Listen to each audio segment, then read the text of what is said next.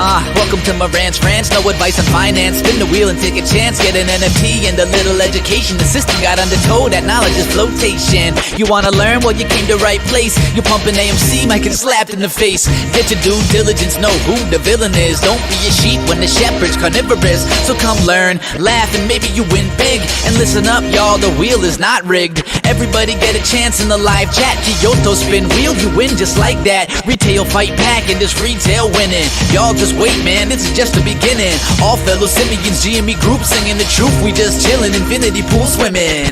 So welcome to Marantz Rantz. A lot of knowledge but no advice on finance. Don't even need pants, you can tune in naked like Henny the Mayo Man. Internet's most hated. Don't wanna lose your money, then it's time for you to listen. If you're ignorant, invest in AMC, a superstition. The stream about ready, they told us to don't dance. I do what I want. Welcome to Marantz Rantz. Welcome to Marantz Rantz. Welcome to Marantz Rantz. Welcome to Marantz Rantz. Welcome to Marantz Rantz. Welcome to Marantz Rantz. Welcome to Marantz Rantz. Welcome to Marantz Rantz. Welcome to Marantz Rantz. Welcome to Marantz Rantz. Welcome to Marantz Rantz. Welcome to Marantz Rantz. Welcome to Marantz Rantz. Welcome to Marantz Rantz. Welcome to Marantz Rantz. Welcome to Going to the moon. Going to the moon.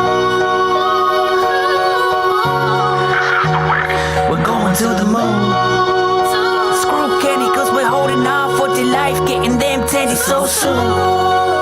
Don't be mistaken, the apes won't be shaking or breaking because we're going to the moon. Day very soon, gonna wake up on the moon. Brand new yacht and a McDonald's in my living room. Bright yellow Lamborghini, 50-meter swimming pool. Champagne every day, 8 fam, what you do? Wanna hang, wanna chill? Oh, you got a mansion too? Oh, that's right, held on tight, jack titties every night. We was in way back when they tried to drop it down to 10. And just couldn't comprehend, apes were strong until the end. Now let's retell it, sit to tell they be sweating. Had enough of these felons, but the apes we rebelling. Cause we never be selling, till we send it to heaven. Now we be out here yelling, hey, screw you, Kenny! Bought my wife a minivan to share with the boyfriend. But I pull up in the Benz, plate saying olive crayons. Going on an airplane, don't think we'll be back again. Celebrating every day like it's your birthday.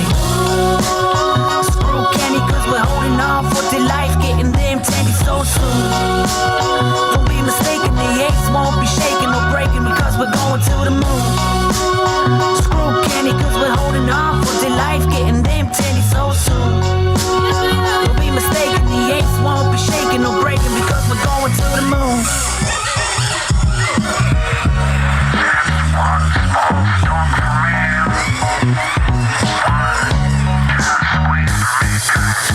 Expectation, probably more manipulation. If you're D, a creation of a crooked operation. Bought more while it was low, got more dips than Trader Joe's. Oh, you thought that we'd let go? What the hell you take us for? Holla if you spend your last dollar on bananas while living in squalor. We don't claim to be scholars, we the smooth brain dummies, and we never stood taller. Yeah, we do this for love and we do this for honor. Apollo 11 ain't got nothing on us. We the planet of the apes and in MOS we trust. MOASS, oh hell yes. Gonna send it into space, go fire up the jets. Done my DD, call me Elton John, Rocket Man. This is the way, gonna be gorillionaires. Ground control to Major Tom, we about to have liftoff. Call us Neil Armstrong, gonna keep holding on. Screw Kenny, cause we're holding on for dear life, getting them titties so soon. Don't be mistaken, the apes won't be shaking or breaking because we're going to the moon. Screw Kenny, cause we're holding on for dear life, getting them titties so soon. Don't be mistaken, the apes won't be shaking or breaking because we're going to the moon. You know it's crazy. It's crazy out here when animals fat fingering mouse clicks or phone clicks. It's alright. I'm here, guys. Welcome back. Welcome back to Marantz Rantz. Whole lot of good information. All the other... Oh, so sorry, guys. Hold on. I'm trying to get the show started, but I read some nonsense right now as I'm starting. All right, guys, let's do it. Good morning. Hi, guys. Welcome back to Marantz Rantz. Plenty of good information, a little bit of motivation, a whole lot of truth, no financial advice. Almo out here fat fingering on our man, AMC Dave. AMC Dave is trying to get people to come watch the show. He's not against the show. I know. Almo gets triggered about the popcorn, but you know what's crazy? I got a lot to talk to you guys about. I'm going to tell you guys a story today. I thought about it. I was like, should I share this with you guys? I think I had shared it with you guys before. I don't know if I have, but I'm going to share this story with you from start to finish. I think I've only told my kids this story because it's a military story, and it's not one that I want to like. I don't shed light on it because, yeah, it was unfortunate, but it's cool. I'm gonna share some with you guys. But Cowboys are questionable, unlike GME. Yeah, I don't know about that, Dano. Cowboys are undeniable, just like GameStop. But let's go ahead and look at GameStop for a second, guys. Right now, I don't know if this is up to date. I hope I'm right. $27.94 right now in the stock, down 45 cents. Not much at all, and it's doing great. On the watch list itself, I saw AMC fall below $6, which I was happy to see, and I saw Ape. It's down to $1.73. Bed Bath & Beyond at $4.32 is a great buy, I feel. And I'm looking at like a 2-year turnaround for that one on Bed Bath & Beyond. And then on Highcroft Mining at 68 cents, what a joke. The fact that Adam Aaron even tweets anything is a joke. There's more gold in them, their hills. There's more this, more that. Absolute trash. Don't ever touch it. And that is financial advice. HYMC is a pump and dump. It is a scam. It is not and I don't care. Come find me, HYMC. Come stop my channel. Come get me because I'm calling you this. I don't care. You can't tell me otherwise. I know the truth. I saw the video. I even made the video. I posted it about Diane Garrett posting how they got together, her and Adam Aaron, and they got together and they wanted to go ahead and just trick people into getting into the stock. So what they do, they put Eric Sprott on the deal. They try to give it some type of, I don't even know, some recognition. But no, it's the worst thing that you could ever buy. Oh, by the way, GameStop back to nose volume. 22 million shares the other day to go from $35 all the way down to 27. 22 million shares, 24 million shares, whatever it was. And now we're back to 1 million shares, nothing. Yeah, that's just them covering, guys, and doing some bullshit. I don't know, and I don't care. It has nothing to do with me. Only thing that happens that matters to me is my stock and the value of it, over time and fundamentals. So love you guys so much. But whenever my man gets back from being banned for 5 minutes, goodness gracious. Yes. Thank you so much, Notorious Dave. I appreciate you. Derek, hi, Steve. Good morning. Legend to be. Everybody, DJ Amulet, you guys all know who you are. I could say good morning to everyone who comes in every day, but you guys know, you guys are with me. And you know what? I honestly thought about it like this. I don't know if you guys are in our Discord, but when I say no new friends, that's exactly what I mean. So when I see stuff getting said on Discord and people going back and forth or whatever they're doing, I'm just letting you know right now. If you guys have never seen the movie called Our Town or The Town, there it is, The Town. And there's a scene in there where Ben Affleck busts in. He's like, yo, I don't want you to ask me any questions, but we're about to go hurt some people. But you can't ask why or what we're doing, but I just need you to roll with me. Dude goes, all right, I just have one question. Whose car are we taking? Like, that's the type of shit I'm trying to tell you guys I'm on. I'm rolling with dudes without asking questions. I'm going to tell you it because I don't even read or whatever Pepperwood Salt puts out on Twitter. I don't care. I like and retweet it. I don't care. That's my boy. I'm rolling. Same thing with Almo. Same thing with Pep. Same thing with Kyoto. I don't even care. I know dudes who, whenever I put out a video, before they ever watch it, they just hit the like button. They don't even care what I'm saying, what I'm about. I could come in and be like, guys, I was wrong. You're all shitty. You're all stupid. They don't care. They just like it and retweet it, because if you're rolling with that person, you're just rolling with that person, right? And that's how I'm doing. I am the sum of the people that are around me. And if you guys don't know what that means, sum is as in SUM. I am just an average of what everyone is together. Just all you guys, I'm surrounded by great people. So that's how I'm going to carry myself moving forward. But just so you don't ever have to ask for me to co-sign for you. I already do. Blindly.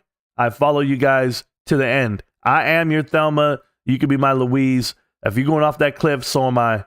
That's the way it is. All my day ones know who they are. I roll with you. So anybody else putting out static on Discord or in here or on Twitter? Nope. I'm rolling with my dudes. And you can be one of the dudes too if you're brand new. All you gotta do is hang around a lot. Hang around us. See, and you'll figure it out. Because I have people right now that DM me. And I'm gonna tell you guys, they're on the other side of the aisle. Either they own AMC or they agree with this administration or all these other things, right, that are going on in life. And guess what I do? I talk to them. They talk to me. We find common ground. It's progress. That's all I can tell you. And that's just my life. That's the way it's going to be. Morning, guys. Marantz's SWAT team video was was about the Discord this morning. Hey, RP, I'm trying to tell you, man. If you don't know what my SWAT team video is, you guys don't follow me on Twitter. So let me go ahead and roll it up against at the bottom down here. I'm going to tell you guys a story in a minute. But, I mean, I already gave you a stock update. I'm just going to leave this here for a second, okay? I'm going to tell you a story in a minute. But let me read all this first. Notify Discord of the live. Thank you guys so much for doing that. And Ape and AMC are just getting destroyed, and they should. They're not worth anything. We love the stock. Thank you, Jason. I appreciate that. Good morning. Morning, space friends. Appreciate you guys. The Notorious is just trying to help us. Good morning, Wendy. Yep. They know quarter 3 report is coming next week. ORP, it's here. It's here, and it's that bad. And if you can start telling me that there's gold in the Popcorn Hills or in HYMC Hills, you're not being focused on what you got going on. I saw Popcorn got triggered. Yeah. What's up? Good morning to America. Nice to see you guys. It's alive. I'm alive. Thank you so much. Yes. Good morning. Need some Marantz motivation today? No, you don't, Digital. You got your own. Look in the mirror. Feel good about it. But I am going to tell you about reckless investing. Red Pill here and did not bring Digital Soldier with me. Okay. Well, there you go. My favorite YouTube channel. Me? Hey, I appreciate that. I know there's a lot of other YouTubers to watch. So, yeah. I've been scooping Bed Bath & Beyond under $5 pretty hard. Yeah, I think it's a great buy right now. I'll never buy Dogecoin. Sorry, that has no utility at the moment.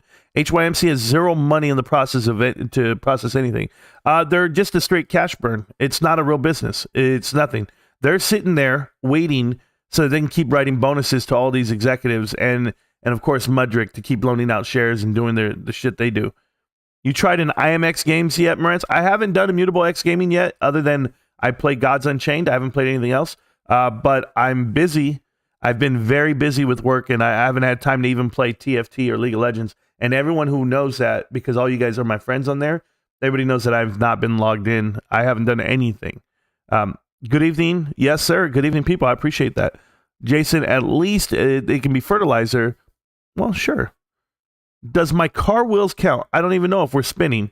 We spinning the wheel today. Oh, that's what you're asking, Kyoto, if we're spinning. No, we're going to spin tomorrow. Is that fair? Tomorrow's Thursday. We're going to spin tomorrow. And as we spin tomorrow, make sure everybody gets up on the wheel. Kyoto, do some homework today and tomorrow.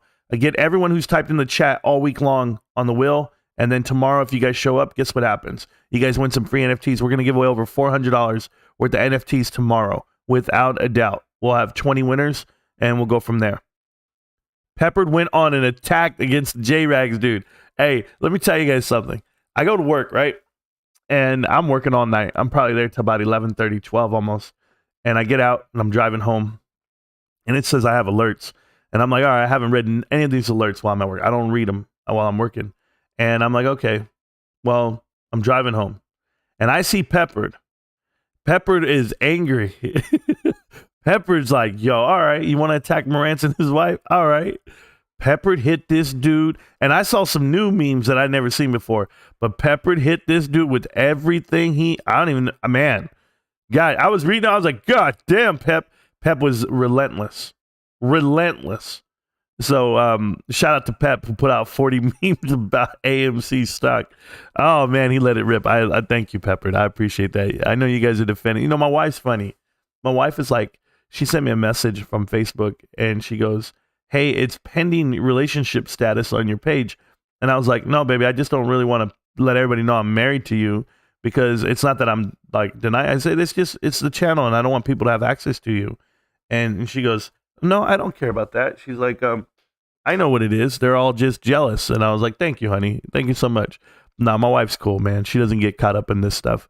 So we're haptics. Marantz. I don't even know what that means right now, but I'm down.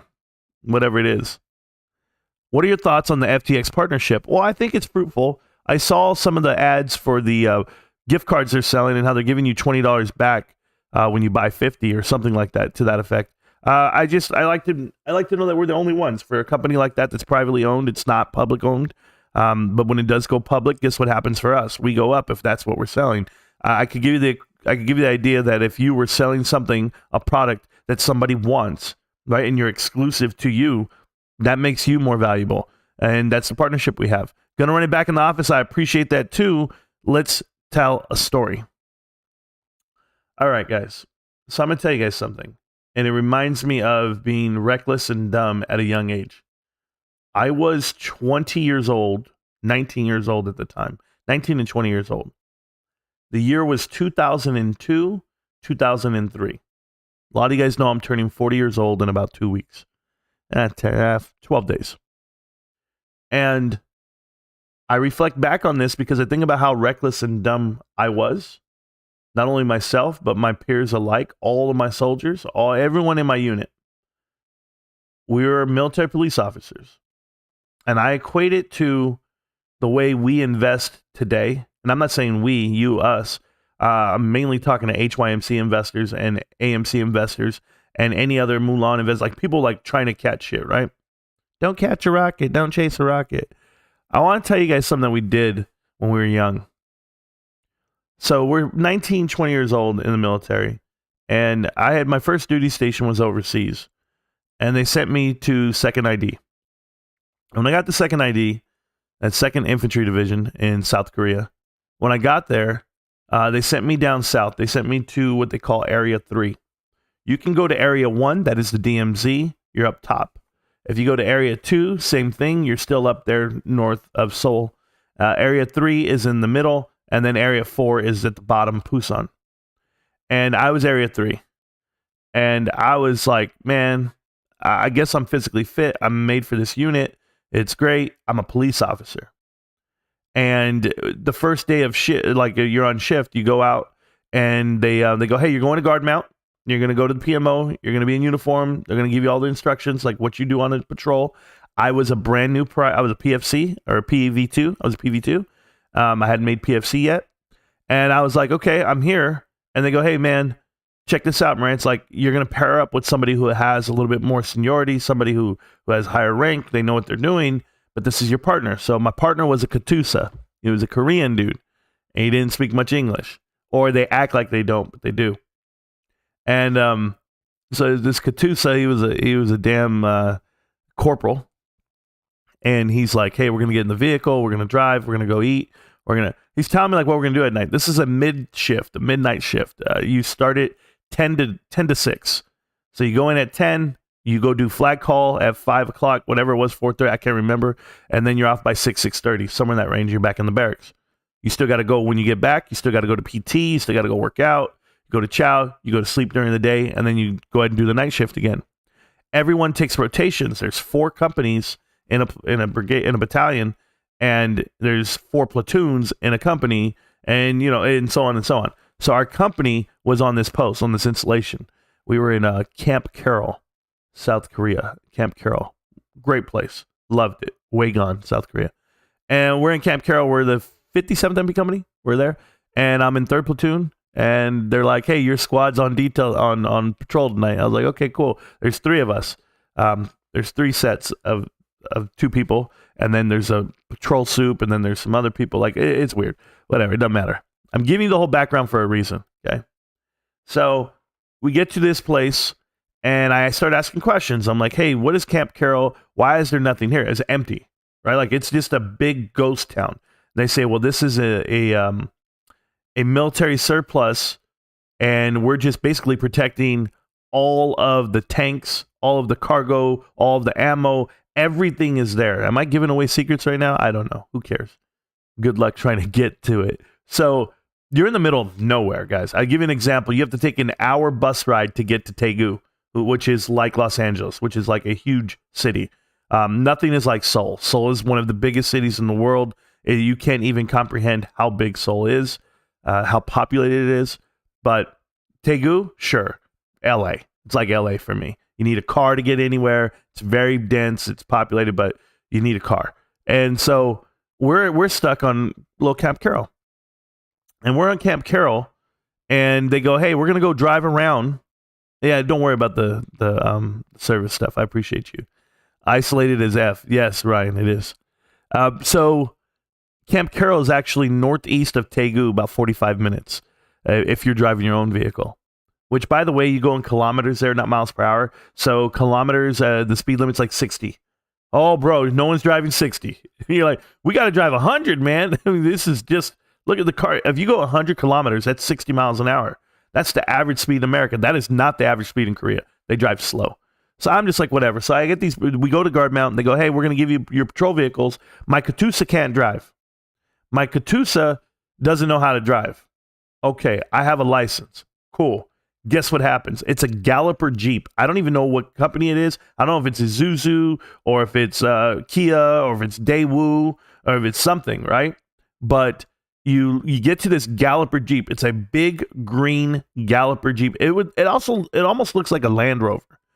But it's not, trust me. You get in it and it's stick shift. So the first thing I do is I'm like, yo, I've never driven stick shift before. Standard. Never have in my life. But you got to remember, I sat next to my dad every day of my life, him driving stick. I watched him drive stick shift my whole life. I watched him drive it while eating food. I watched him drive it while doing other things. So it was like, how could he drive with his knees and drive stick shift? Like, okay, I've got to figure out how to drive this shit because we're on patrol. And my patrol soup is like, you good over there? I'm like, yeah, give me the keys. I'm good.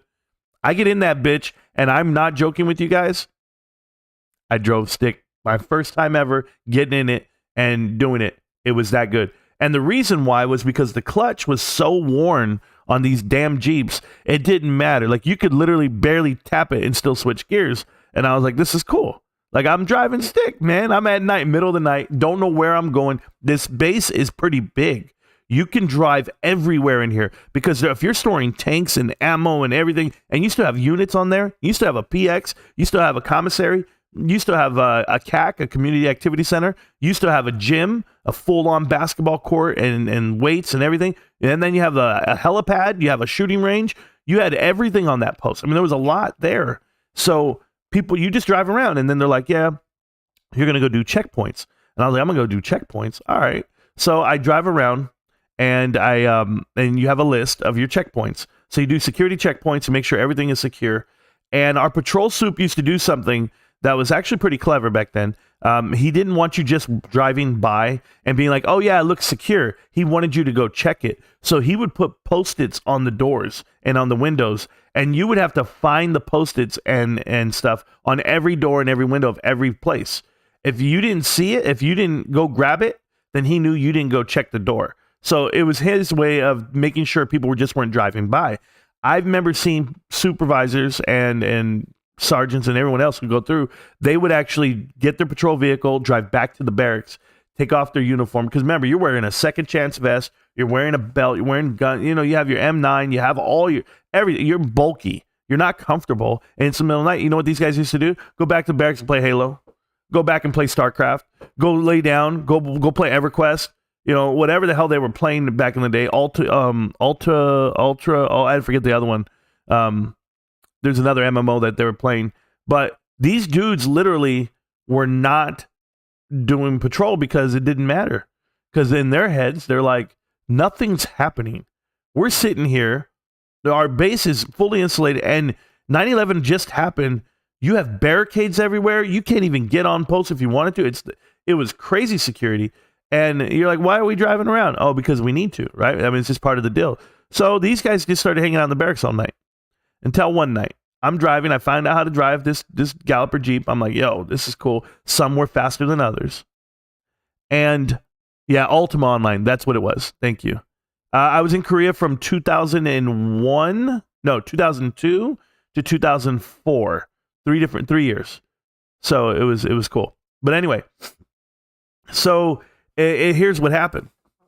This one night, these guys come back from patrol, and I'm on the day shift at the time, but the night crew, we did change over and everything. And the night crew, they came back and they were like, oh man, I can't wait till tomorrow. That was the best night ever.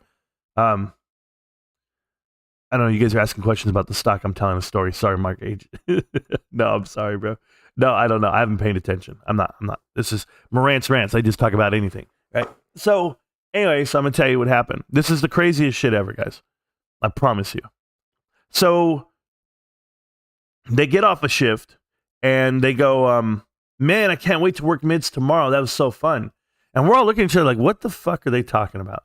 Mids is the boringest shift ever. Nobody wants to work mids. You want to work days because if you work days, you can still get off and go play some ball, or you can go downtown. You can go to the Ville. They call it the Ville. You go right out the back gate. There's a whole strip of bars and for me, an internet cafe. I was making CD. I was burning CDs and playing Diablo. Like, it was stuff like that was going down. Was it even Diablo back then? I don't know what we were playing because I know WoW was coming out, but I wasn't even playing that yet.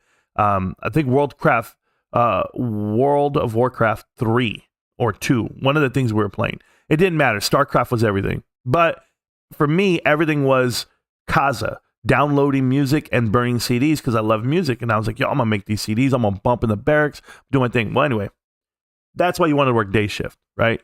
And so I was like, all right, cool. These guys are working night shift and they're having more fun than us because they're coming out of night shift excited, like crazy pumped. And it's another unit, right? It's another platoon, I mean.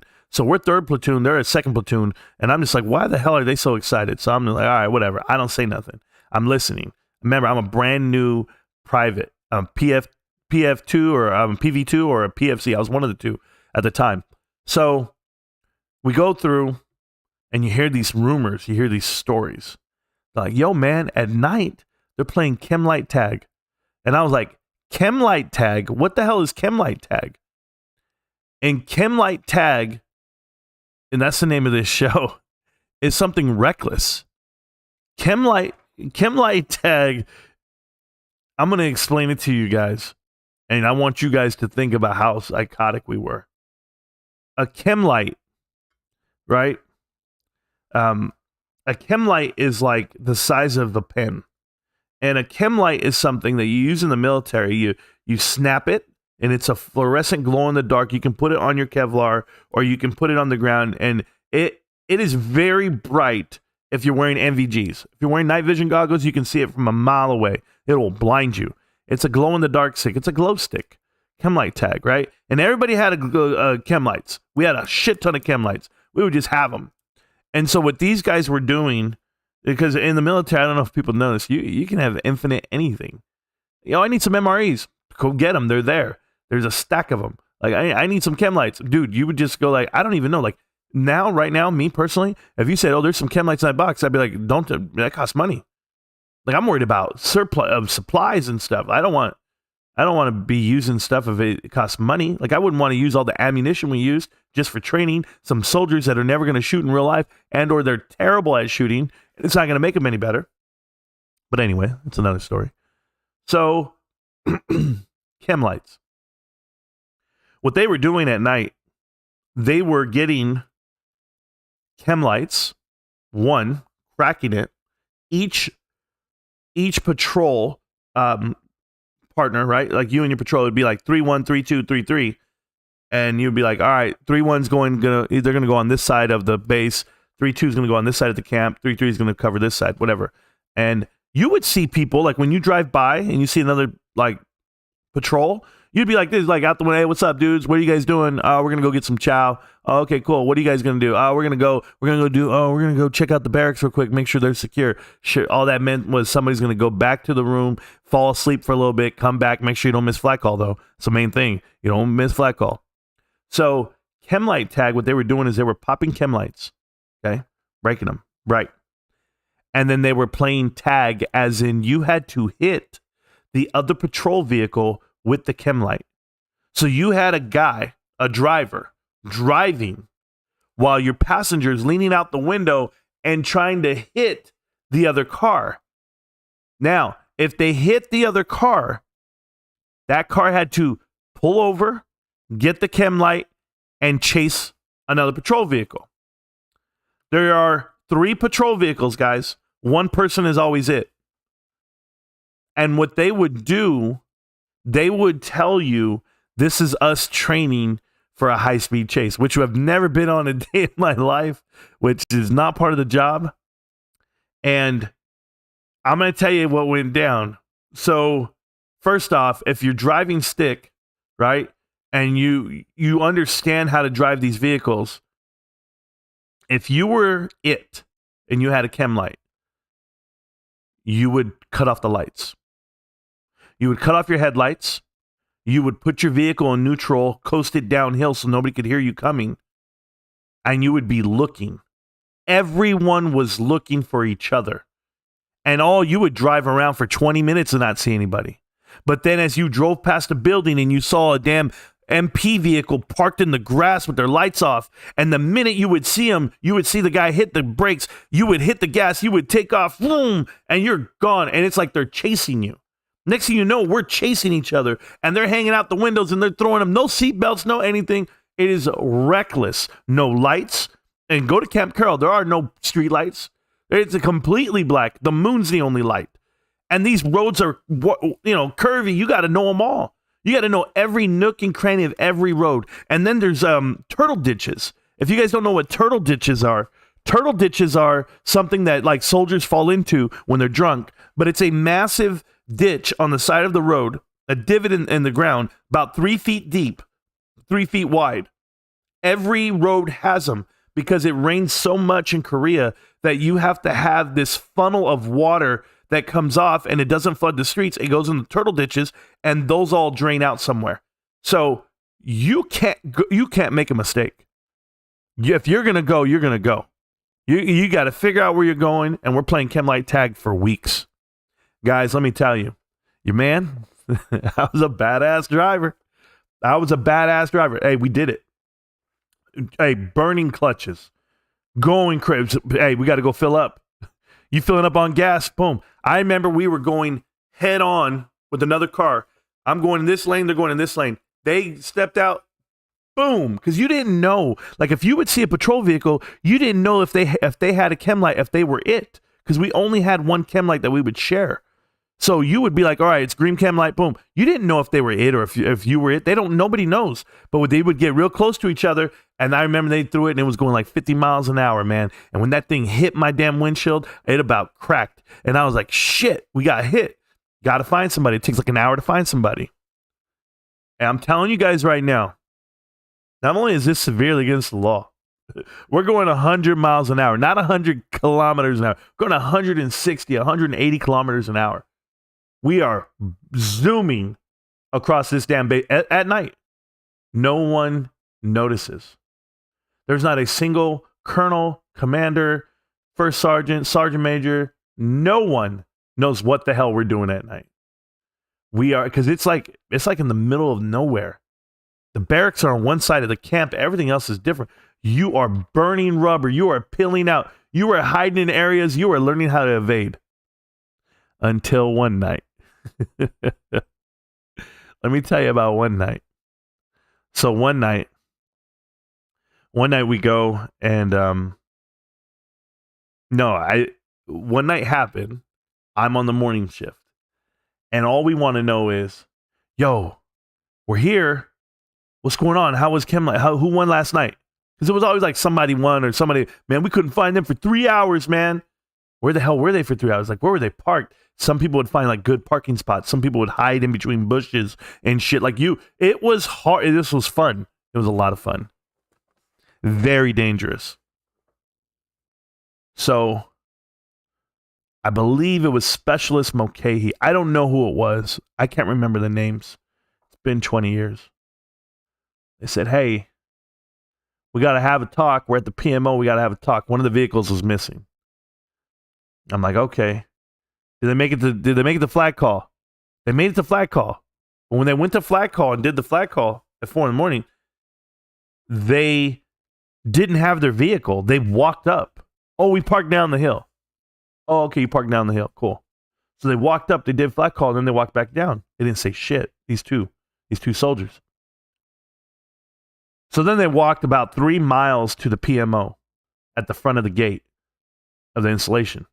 They walked into the PMO and they go, hey, they tell the PMO person in charge at the desk sergeant, hey, sergeant, gotta let you know we crashed our vehicle in a turtle ditch.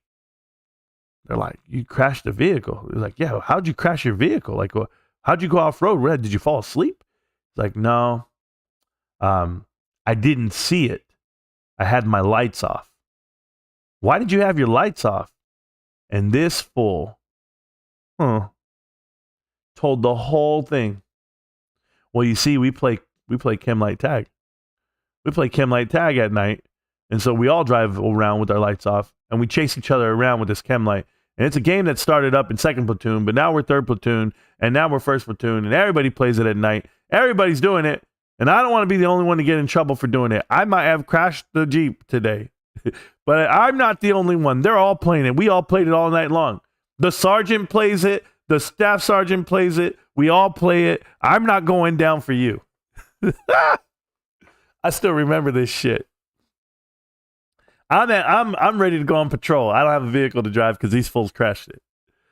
Let me tell you guys. It was the most painful thing to happen to our unit because the colonel, and when you say the colonel, it's not a full bird colonel, right? Like Colonel Jessup in the movie A Few Good Men. The colonel is usually like an LTC, so Lieutenant Colonel, right? And I remember him, Lieutenant Colonel Crow. What an asshole, Lieutenant Colonel Crow. And I don't care. Thank you for your service, Lieutenant Colonel Crow. I had service too, but the LTC comes up and he goes, "Yeah, that whole unit's unfit to be patrol." And we're just like, "What are you talking about? Third platoon, we're unfit. Second platoon did it. First platoon did it. Fourth platoon. We don't say shit because some of us just don't talk." And I'm not saying like snitches get stitches or any of that shit. I'm just saying brotherhood wise, I would have taken the fault. If I crashed the vehicle myself, I would have taken, hey, you know what? I dozed off and I drove into the ditch. No, not this motherfucker. This dude, and I know maybe he's right, but when I'm 19, 20, that he wasn't right to me. Oh, hell no. I was 19 or 20. I was in that range. And I was just like, bro, did you really? And I know who said it, and I don't give a fuck. Name's Padilla. So Padilla comes out, and Padilla's like, "Yeah, man, we all play." Okay, Padilla, thanks. So everybody is like, "Yo, did you hear what Padilla did?" And I was like, "What? He crashed and he did this." And I was like, "Yeah, I was there. I was at the PMO when he walked up." I was like, "I'm waiting to go to work my damn self." So they took us off of patrol, our whole unit, and when I say our whole unit, I'm not just talking about the platoon. I'm not just talking about like I'm talking about the whole company. There's platoons. Right? Do you guys know how this works? I don't know. There's a squad. There's a team. A team is 3. You have a team leader. You have a driver. You have a gunner. That's a team. You have about 4 teams to a squad. You have a squad leader and the 4 team leaders. And then you have 4 squads in a platoon. And then you have 4 platoons in a company. And then you have 4 companies in a battalion. And then you have 3 battalions in a brigade. And then you have 10 brigades in a division. And then then you have 3 divisions in an army, and then in the army you probably have like 10 different fractions of army to make up the U.S. Army. So do you understand how it all works? I don't know if that's all true right now. I can't really remember everything. There's a Pacific Command, Major Command. There's so much stuff. Who cares? Anyway, so I'm right there, and like this dude really just did this reckless shit. They took us off patrol. They took the whole company off patrol. They brought in 5.5 Deuce, which was, we didn't like them. They were from Busan. They brought them in and they worked TDY on our installation for a month while they did the investigation. Heads were chopped. Wild. Reckless driving, reckless decision making, all while using taxpayers' money. Yes, on fuel, on chem lights, on food, doing dumb shit. Do I blame anyone? Not at all. It was a hell of a time. It was a hell of a time to be alive. It was a hell of a time to run it back.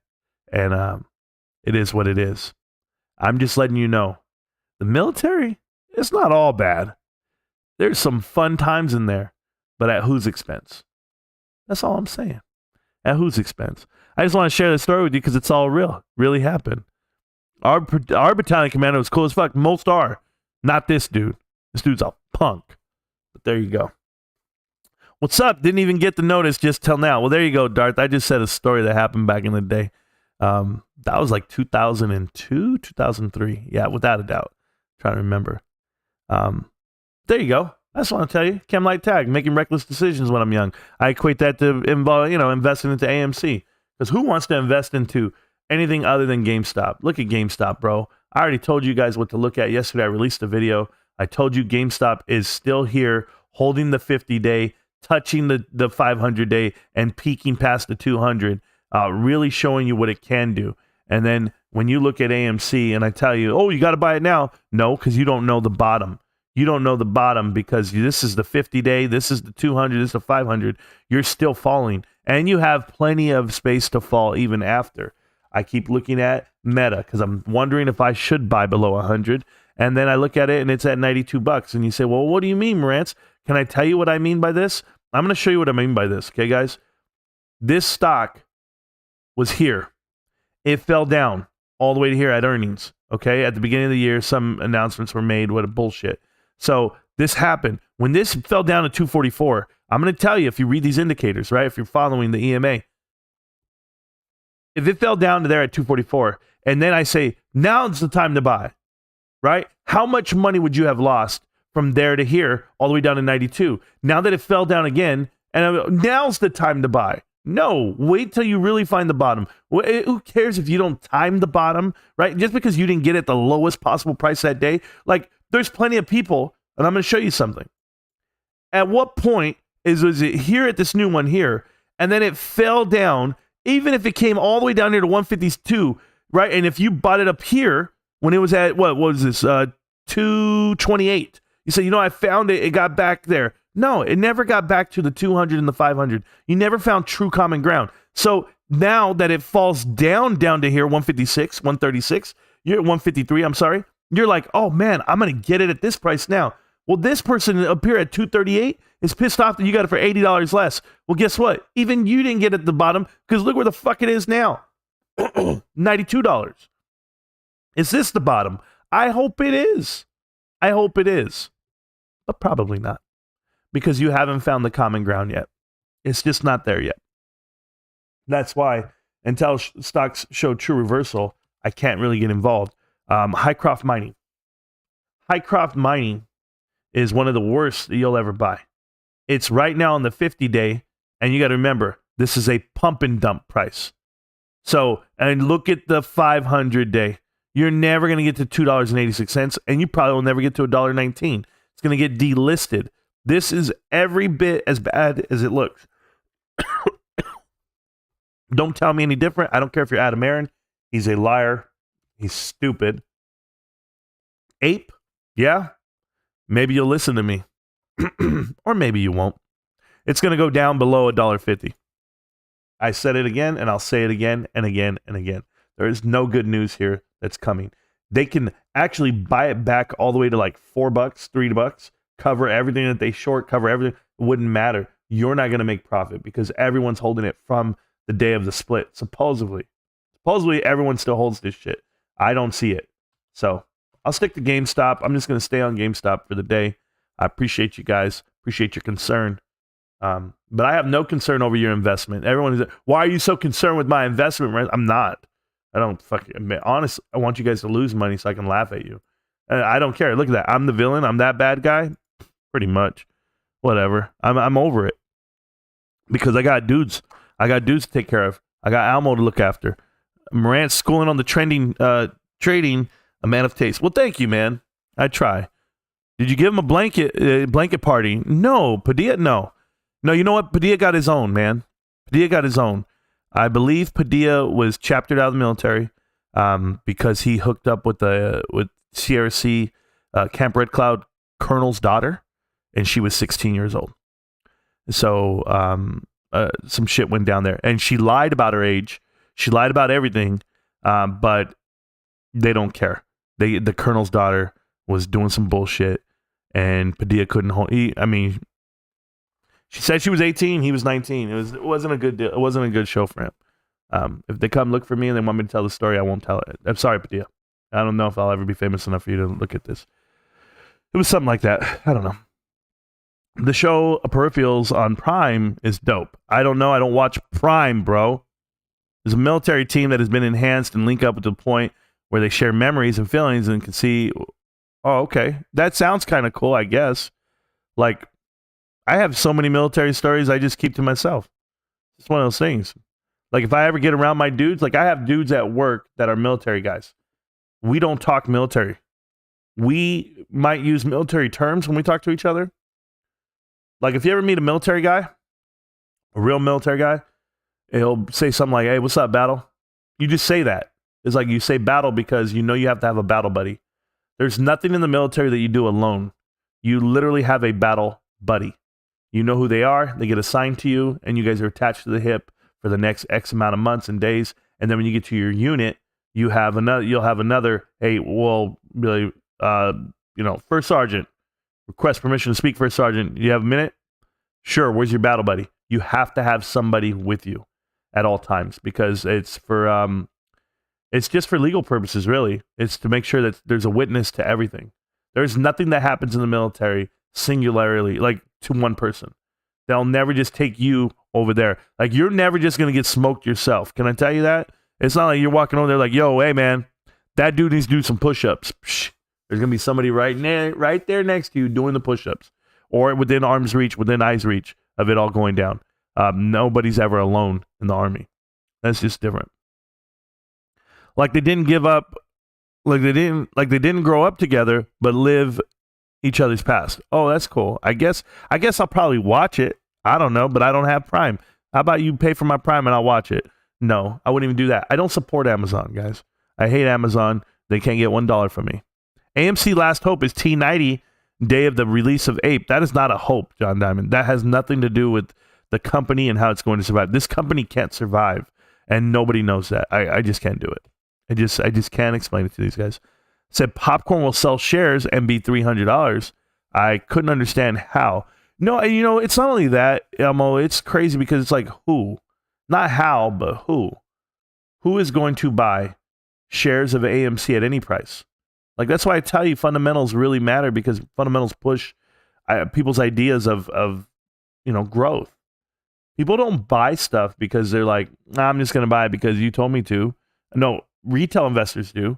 But like the institutions themselves, they have to see something. They have to see something more than just, hey, I think it's a good stock to buy. It doesn't work that way. No one invests money that way. They don't. I don't own one single Bycroft. Yeah, exactly. Ape is pure delusion, nothing else. Yeah, there's no company behind it. AMC is like 100 years old. Pizza, I'm familiar with the company being around for 100 years. It doesn't mean anything, right? Like, it doesn't mean anything because next year you can make a bad deal and it's over. And plenty of companies have gone under after making bad deals. And this is one of them. Like your style, bro. Thank you so much, Chad. I appreciate that. There's a company out there called Sony. You guys familiar with Sony? They come out of Japan.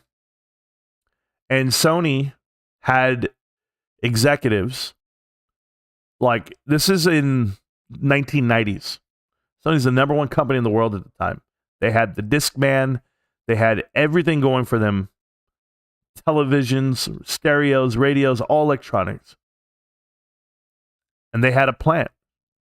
They planted people in Sony to sabotage that company from the inside out.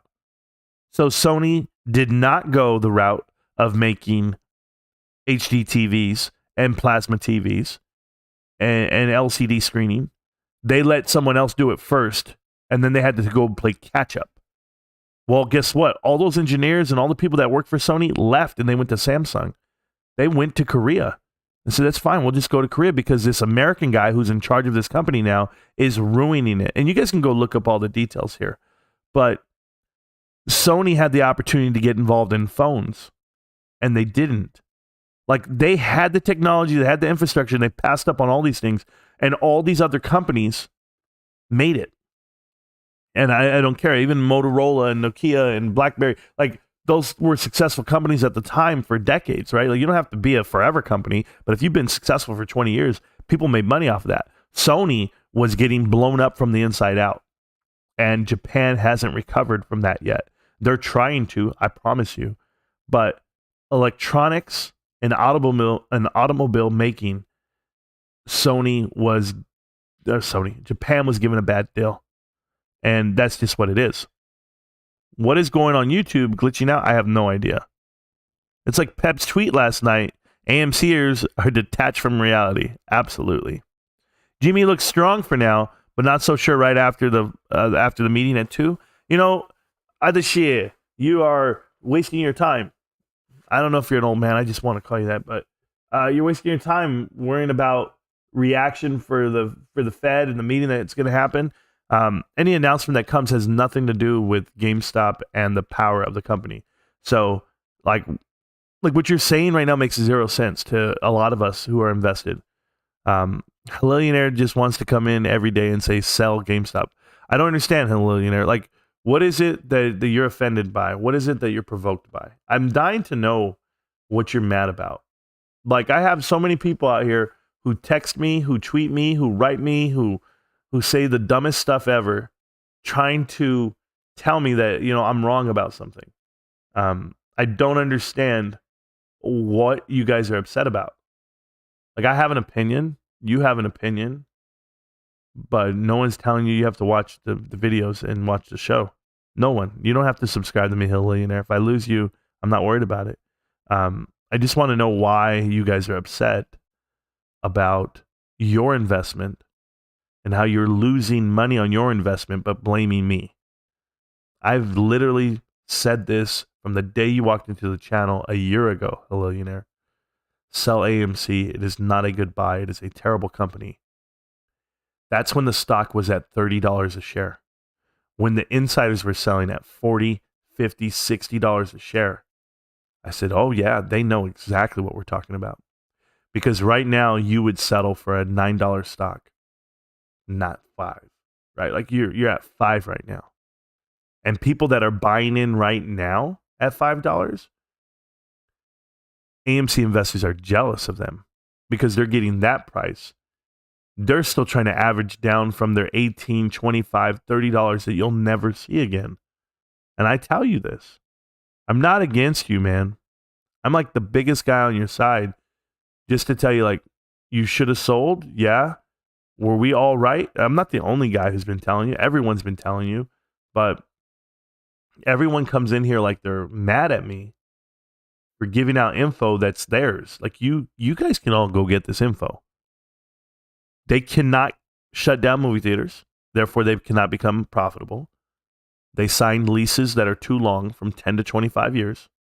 Additionally, they have over $200 million that they pay in upkeep on those leases of the buildings. If I buy a lease, I want my tenant to pay the bill. I mean, it doesn't make sense to me. The property management company should be upkeeping these things, but they don't sign good deals. That's the problem. So he has an issue with that. Paying $250 million to revamp screens and projectors. You don't have that money, man. You guys do not have the money to do these things. So people are just paying for stuff and not realizing, like, how's it paid for? That's the problem I have. But Hillionaire, I wish you the best, man. I mean, you got to have it. I have both stocks. I just like hearing you downplay AMC. So, you come in here, and I don't agree with that either. Downplaying AMC, other than I don't downplay it. I literally give you the facts, and if you view that as being down, well, then you're viewing it correctly. I ask you, why do you hold then? Because there's no doubt about it. What's happening? The stock is $5, dude. Like $5.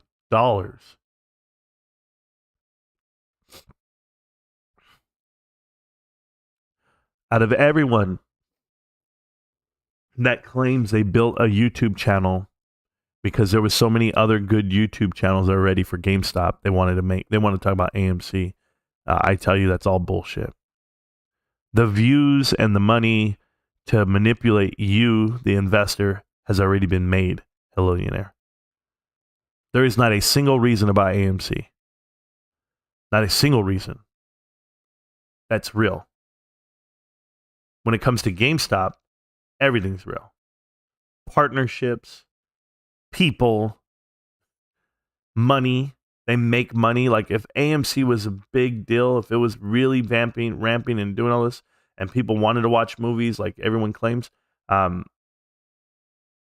you wouldn't just get maxed out at 300,000 followers on, Matthew Kors and Trades. There wouldn't be a cap to it. It would be continue to grow every day. Instead, they decline every day. I pay attention to all this stuff. then additionally, you wouldn't just have $2 to $3 billion in sales a year. You know, for all the movement that AMC had last year with Spider-Man, with the movies coming out, with people wanting to be in the movie theater after pandemic, right? They're all trapped up. This was the narrative. But guess what? They 2.8 billion, 2.3 billion. That's not enough. No way. Not when you have employees, not when you have bills, not when you have benefits you have to pay for. You know, interest alone, they're paying $100 million a quarter. Like, people got to know. So renegotiating debt, who's going to renegotiate with you moving forward? Like, who's going to renegotiate the new debt for the previous debt? You have to take on loan shark deals, 15%, 17%. And if you pay it off early, as you guys all say you can with Ape, have you read the fine print? You pay even more. You're going to pay more to make it whole. Like, I read the fine print, and I read it on this channel already to plenty of people. Everybody just looks at me like I'm crazy, like I'm a bad guy. Whatever. You get the info. Fidelity Chat kicked me off 3 times trying to DRS. Managed to get it confirmed over the phone. First time I've ever had any issues. Chimpets, it's not personal. I called when I do mine. I don't do it that way. I don't do it over the chat. I just call them because I want to talk to somebody. Imagine when you're trying to sell. Yeah. Raider, he likes tossing his money into the wind. Beach guy, yeah. I used to tell somebody that. So I used to tell somebody I had these 2 products, right, that we were trying to sell. And I walked into the room and I said, okay, a career builder posting is $400. And if you pay me $450, I will give you the posting. I will also give for a month. I will also give you television spots for 1 a week, 4 television spots. And I will give you print. I will give you a print ad for 2 weeks. I will do all that for $450. And the guy's like, no, I don't want to do that. I just want the ad. I just want the online ad. I was like, I don't care what you just want. I just told you for $50, you're going to get a TV spot for 4 weeks. You're going to get the print spot for 2 weeks on top of the online. I just want online. I don't want the rest of the stuff. Okay, sir. Well, since you don't want to just pay $50 for this thing that we're trying to give away to you that has a value of over $300, since you don't care about $50 that much, it's not about, I got money, I don't care. No, I just want this one. Who cares? 50 more bucks. Well, I got money. Bragging. I said, well, good. Then why don't you put 50 bucks on the table and just walk away? Since you don't care about 50 bucks and you have so much money not to worry about it, I said, put 50 bucks right here and walk away. And he just looked at me. And he was just like, what the hell did you just say to me? I said, I told you. If you're so rich and you got so much money, put $50 on the table and walk away. Because I'm giving you value worth more than that, and you don't care. Make the deal. It's 50 bucks. All right. And not only did I tie him into that, I tied him into like a deal where he was going to do $1,000 every month for the next 10 months. I got 10 grand out of it. Out of one little meeting. But my point was, AMC, if you guys don't give a fuck about your money, if you guys don't give a damn about your investment, go grab all that money and just throw it out the car window. Or go walk into a grocery store and just throw it up and walk away. It's going to do better there than it would in that account holding that stock. I know it sounds like half of you guys are like, yo, bro, you're just a bully out here. I'm not a bully. I'm a realist. I'm straight up telling you, you're going to lose more money. Even at $5 a share, it's overpriced. It's going to hit $4. It's going to hit $3 one day. And I'm not talking about one day far away. I'm talking about one day real fucking soon. In about a week, AMC, wouldn't be surprised if it's $4. $4.50, $4.25, that range. In a week from now. I know exactly what I'm saying. Then you'll see it and you'll call me a liar. Or you say, well, I'm going to buy it all if it goes down to $4. You don't have the money to buy it all. You don't have billions? You guys are ridiculous. And there's not 4 million of you either. And even if there was, you guys all have about $1 to your name right now. Maybe compare the debt and the market cap, and then you will get it. I mean, go look at the market cap of AMC. That's what they're telling you. Market cap compared to debt. I'm going to look at GameStop's market cap right now. It's going to be about 7 and 8. Market cap 8.5, 8.5. GameStop 8.5 market cap. What is the debt? 0. AMC. AMC's market cap right now, 3 billion. I got to look at Ape because people are going to get mad if I don't add Ape in there too. Ape is at 8 now, so then they're at 4 billion total. So AMC is at 4 billion total, guys. What's their debt? 12 billion? 12 billion on corporate cash debt plus operational debt. Yeah, it's something wild. Something huge. So you have $4 million market cap, but you have billions of dollars owed. There's just no way around it. Bankruptcy. That's the only thing you can do.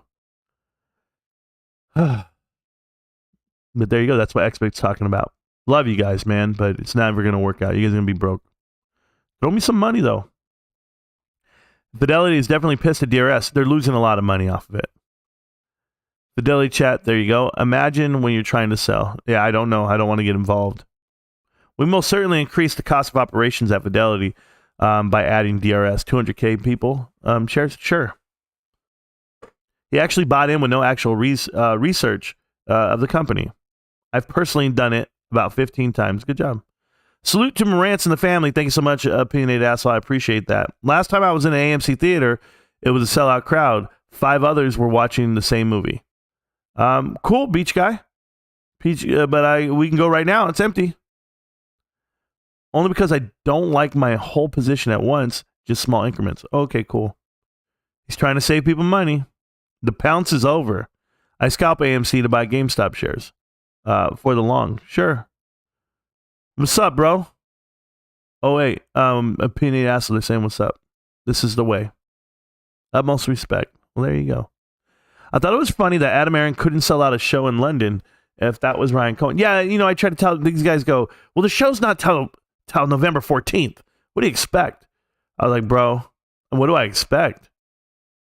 Well, if Ryan Cohen were to announce that he was going to go make be somewhere, I think he would sell it out in one day, in 10 seconds. But he doesn't put on a show. Exactly right, bro.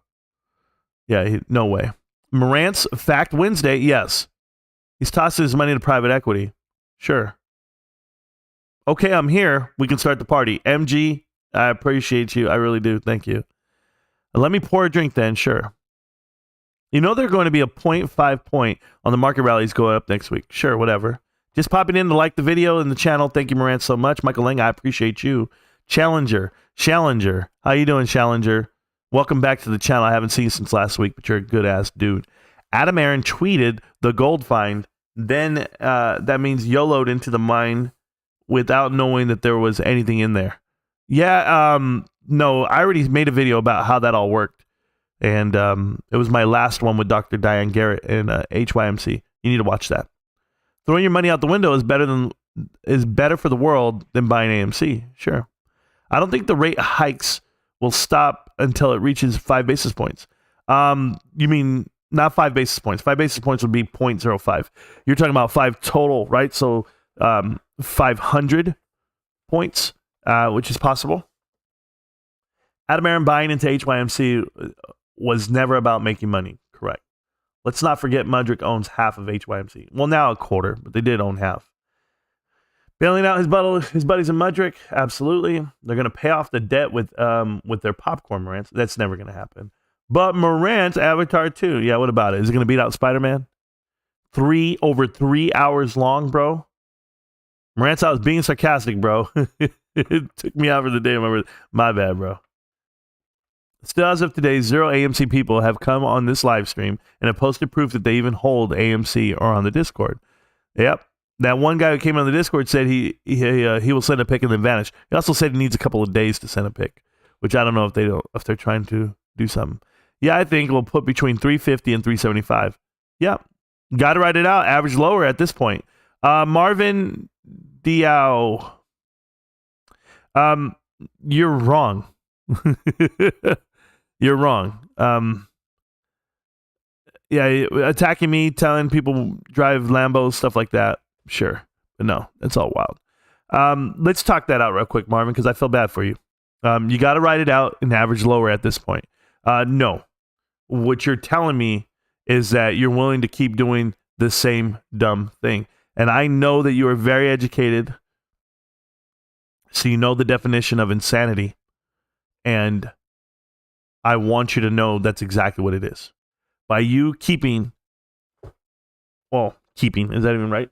By you continuing to put money into something that you know has no value, and I'm talking about zero value, you are continually to throw away money. You can't win. See, by putting in more money and bringing down your cost average, you're trying to make it okay to say, I'm going to win. There's a win coming. You keep betting on a losing team, on a losing horse. There is no win coming. There is no pop coming. There is no get back coming. You don't have the players. You don't have the roster. You don't have the following. It is not real. You have been lied to. You have been taken to the woodshed.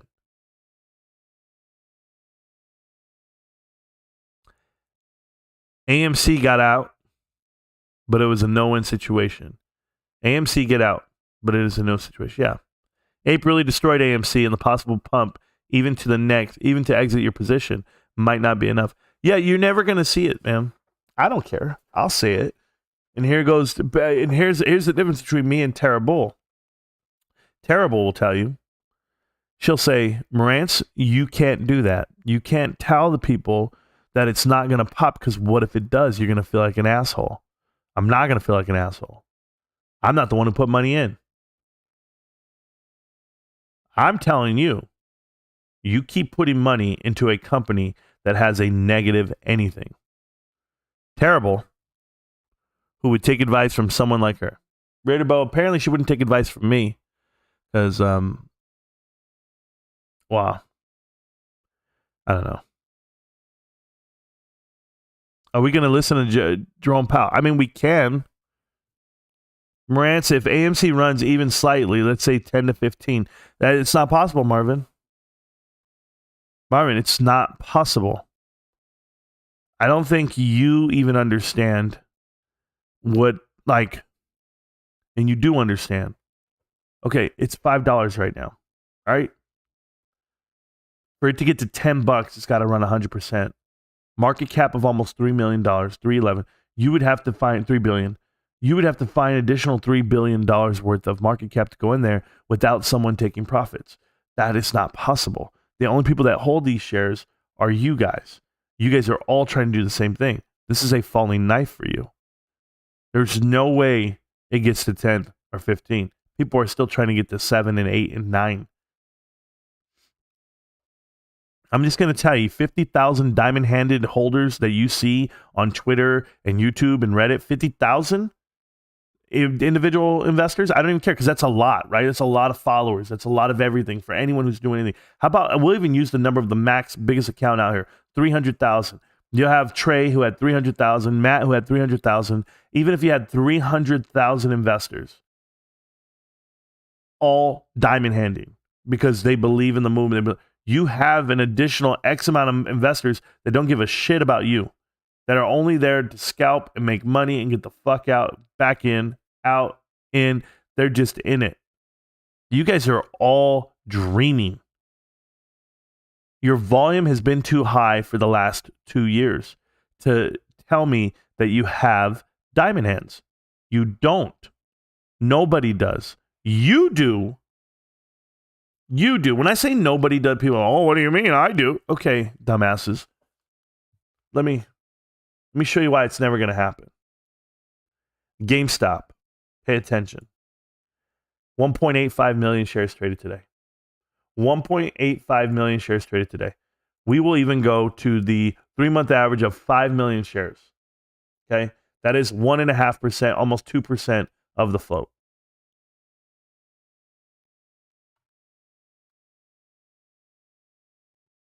AMC shares today, 12 million. They have done 12 to 11 times more shares. I will even go 10 times more shares than GameStop. 9 times, 8 times. Who cares? Their float's only 40% more than GameStop. But yet you actually trade on average. If we're at 5, what are these guys at? 37 million shares. So on average, you're doing 7 times more than GameStop. 7 times more. You're not diamond handing shit. You couldn't have an increase. Like, it's not even possible, man. Like 35 is how much? What, 5 million is 1%. So it's 7%. So they're trading 7% of their float every day on average. GameStop's under 2%. That's a huge difference. I know to some people it's not, but it is to the people that are involved. No one's holding that stock long term, so you're not going to see a 10 to 15 bounce. There's just no way. There's no way. Can I give you the other example? Like, remember, because you know it's split from Ape, right? So I'll give you this example. How many people are still holding the original shares they bought? Not a lot. You think a lot are. But if I can go ahead and buy some shares right now of AMC at $5, who am I buying them off of? Who's selling? How am I buying $5 shares? There's not synthetics and synthetics and synthetics. It's not liquid enough. So when I'm looking at this, the volume doesn't show me that. No way. Because if it's at $5 and everyone's buying, right? Everybody wants it at $6. I wish, oh my God, I'm going all in. Are you? From who? From what?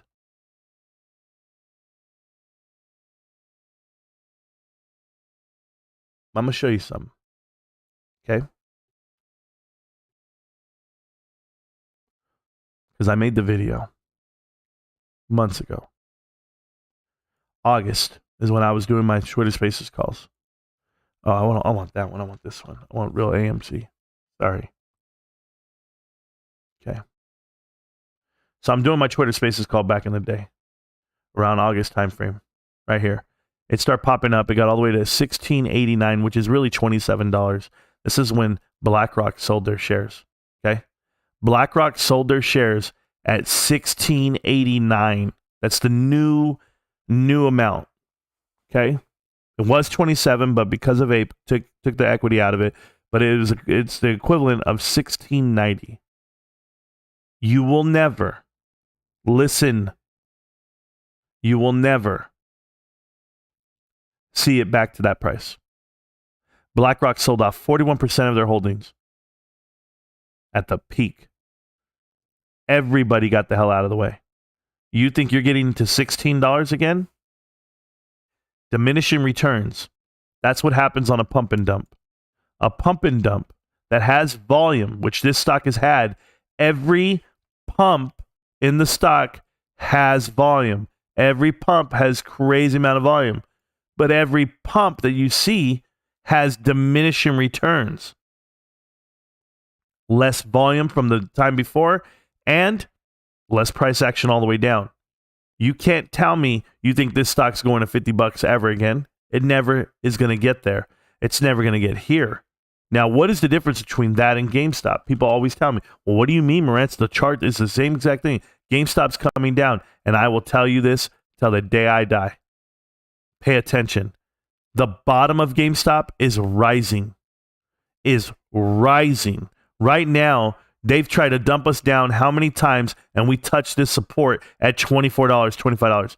You can keep, it's like we're allergic to that price because everybody's at $100 a share. Everybody's at $24, $25. If we can get that for the whole goddamn year, we would just sit here all year and buy it because every time we go up, you have to attack us down because we can hit this dollar amount again and again and again. We hit it here too. Did we go even higher back then? We went even higher back then, but it's the same dollar amount the whole way through. It's this line right here at $50. It's the whole way through. Every time we've gone up, We hold the $50 average. They knock us down. We get right back to it every single time we can touch 50. What does that mean? That means it's a happy place. It's the ceiling, right? Whatever my badass trader, whatever he calls it, the hedgy dreams, whatever it is, the cliff, the heavy dreams, or I forget what he calls it. The nightmare. You know what it is. He does the DD, bro. I just sit here and look at the stock. But if you don't understand AMC is never getting back to 10 or 15 bucks, definitely never getting to 15. I said never. Like never. There's nothing that'll get you there. There's no reason to. That company is going to be bang. AMC turnaround. That turnaround for AMC, the positives for AMC, being a great company and making money and people going and watch movies and movies coming out in theaters can't happen fast enough. You're running out of time. You're running out of runway. You go look at GameStop, there's nothing but wide open roads. So I love it. I love it. But I try to help. Jay Powell, when's he talking? Right now?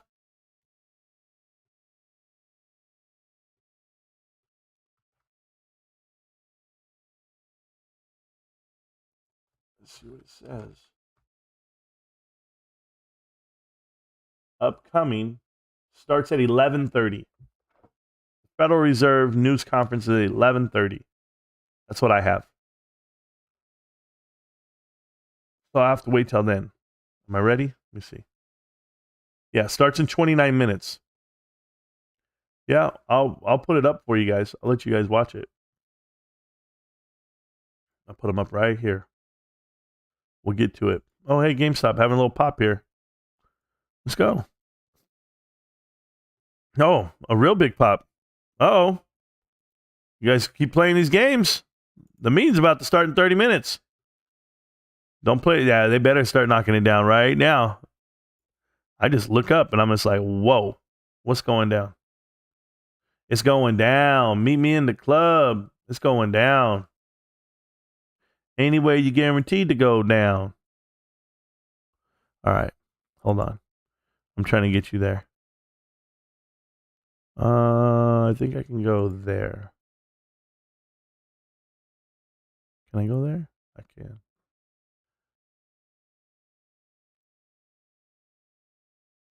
Cool. I guess people are watching that one. Who knows?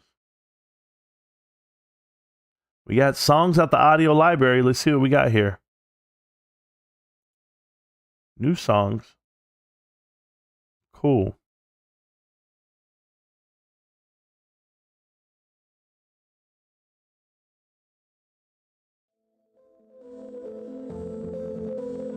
All right, guys.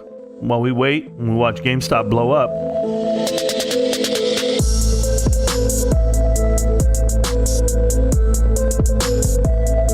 Straight arrow. I'm going to figure it out right now. Some news drop? Something I don't know about? They better get a hold of this shit.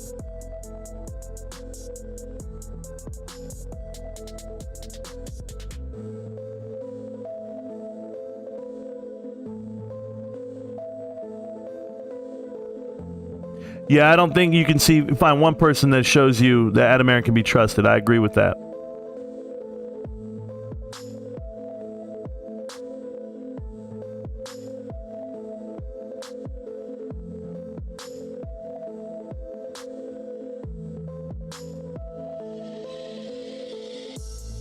GameStop's still going.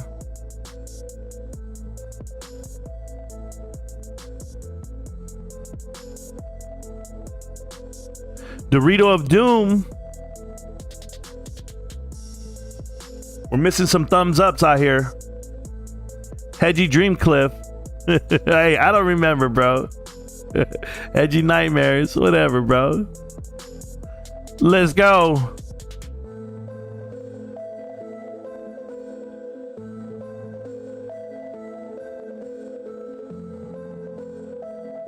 Oh, yeah, here it comes. Here comes the pain.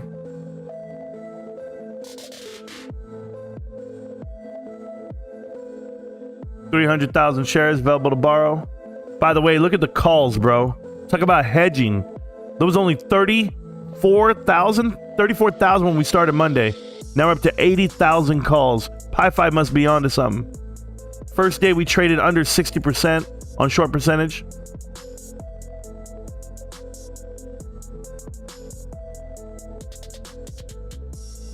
$80,000 call contracts. People are greedy buying weeklies, trying to get to the backside of it. You guys all deserve what's happening to you. Me? I'm chill.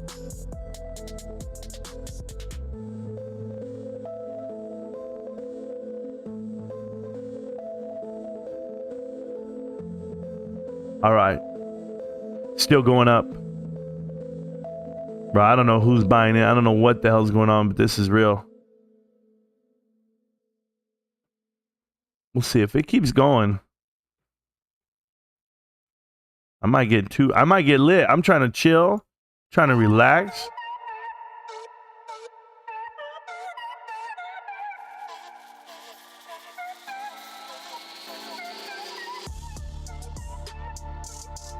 All right, let me see something real quick. All right, guys, chill for a minute. I gotta do something.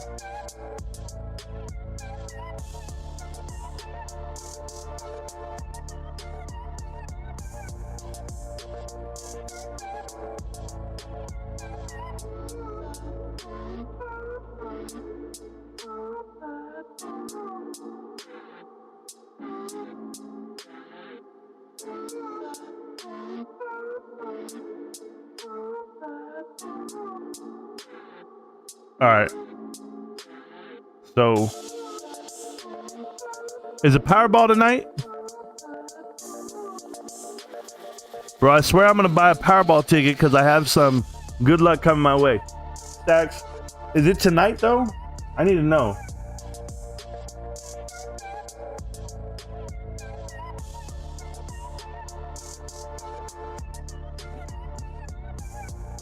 Let me see. Because I didn't buy a ticket. Yo. It's today? Yo. Hey. 1.2 billion. 1.2 billion. You know damn well I'm not a I don't play lottery anymore. Yo. The numbers probably did come out. I don't know.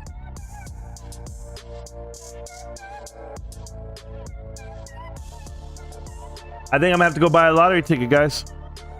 Just one. 1.2 billion. So if I go ahead and buy one lottery ticket, because I only ever put $2 on it. That's it.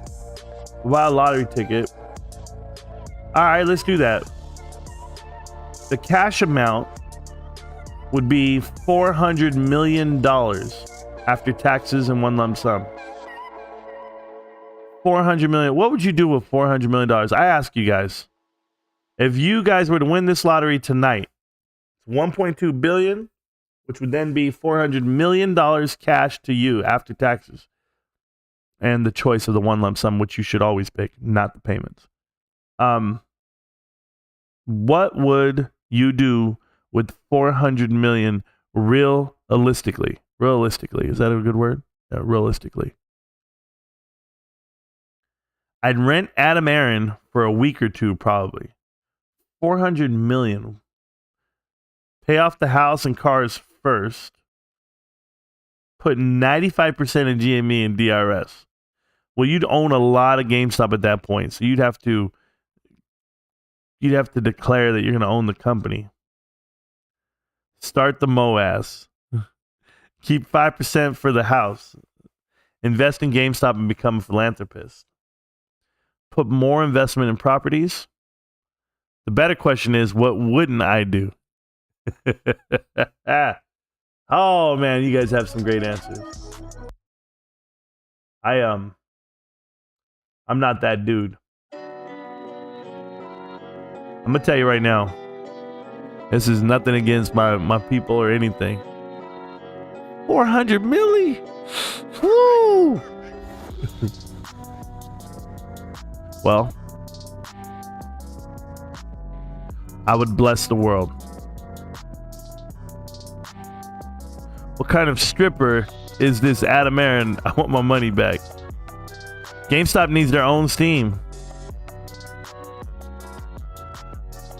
They should just buy Steam. I mean, I don't know. I don't know if that really matters. GameStop Wallet is Steam. There you go. A form of it.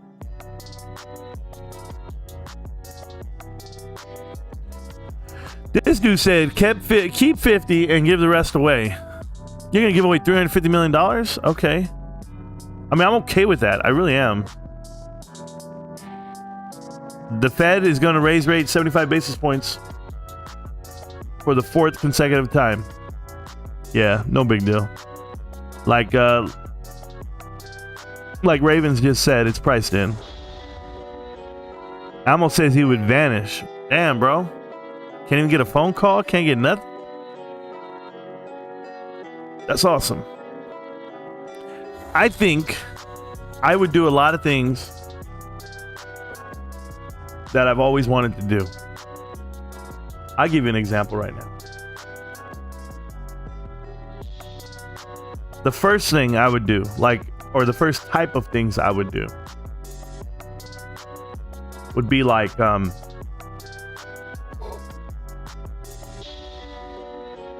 Whoa. GameStop just tweeted, bring in your used games to get 50% more trade credit.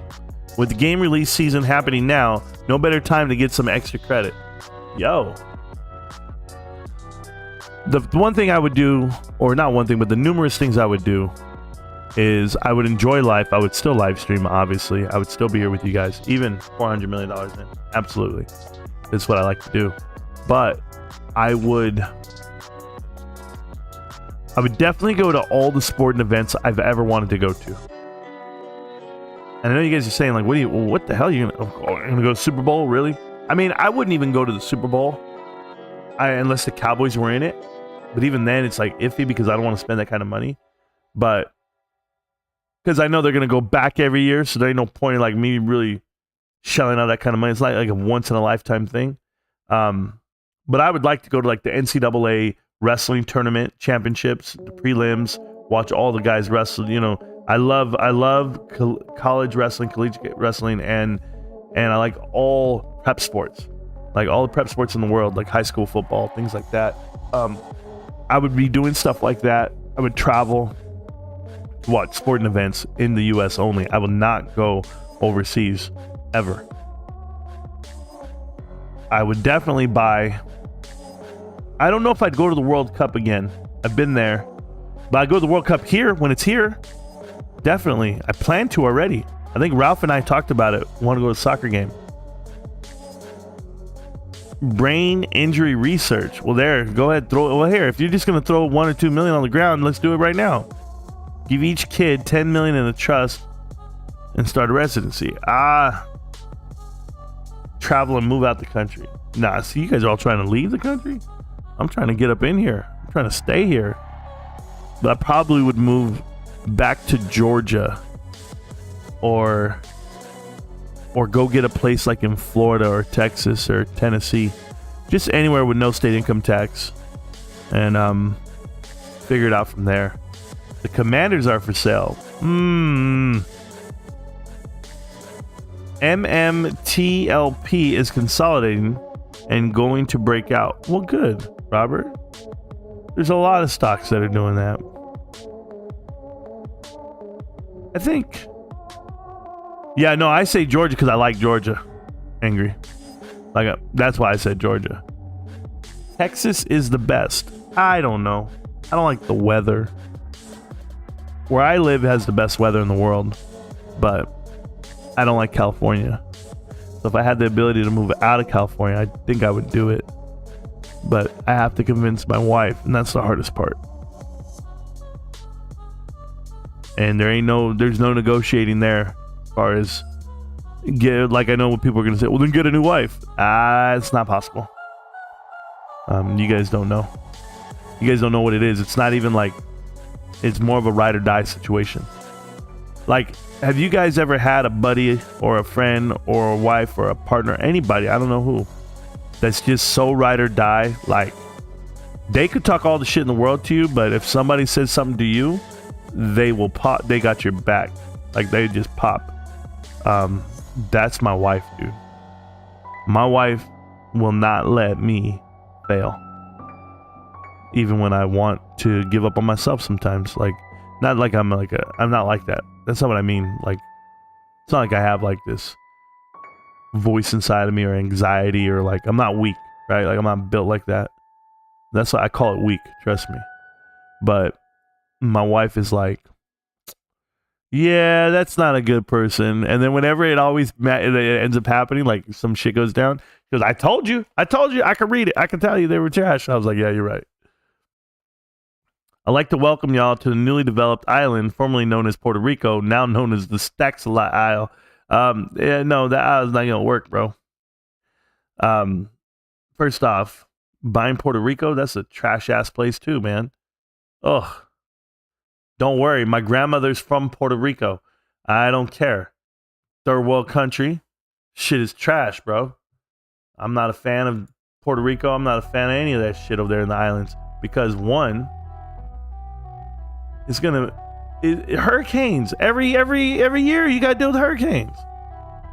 As long as you're serving burritos, I'm in. Yeah, Beats. I mean, I think I'm just gonna tell you guys right now.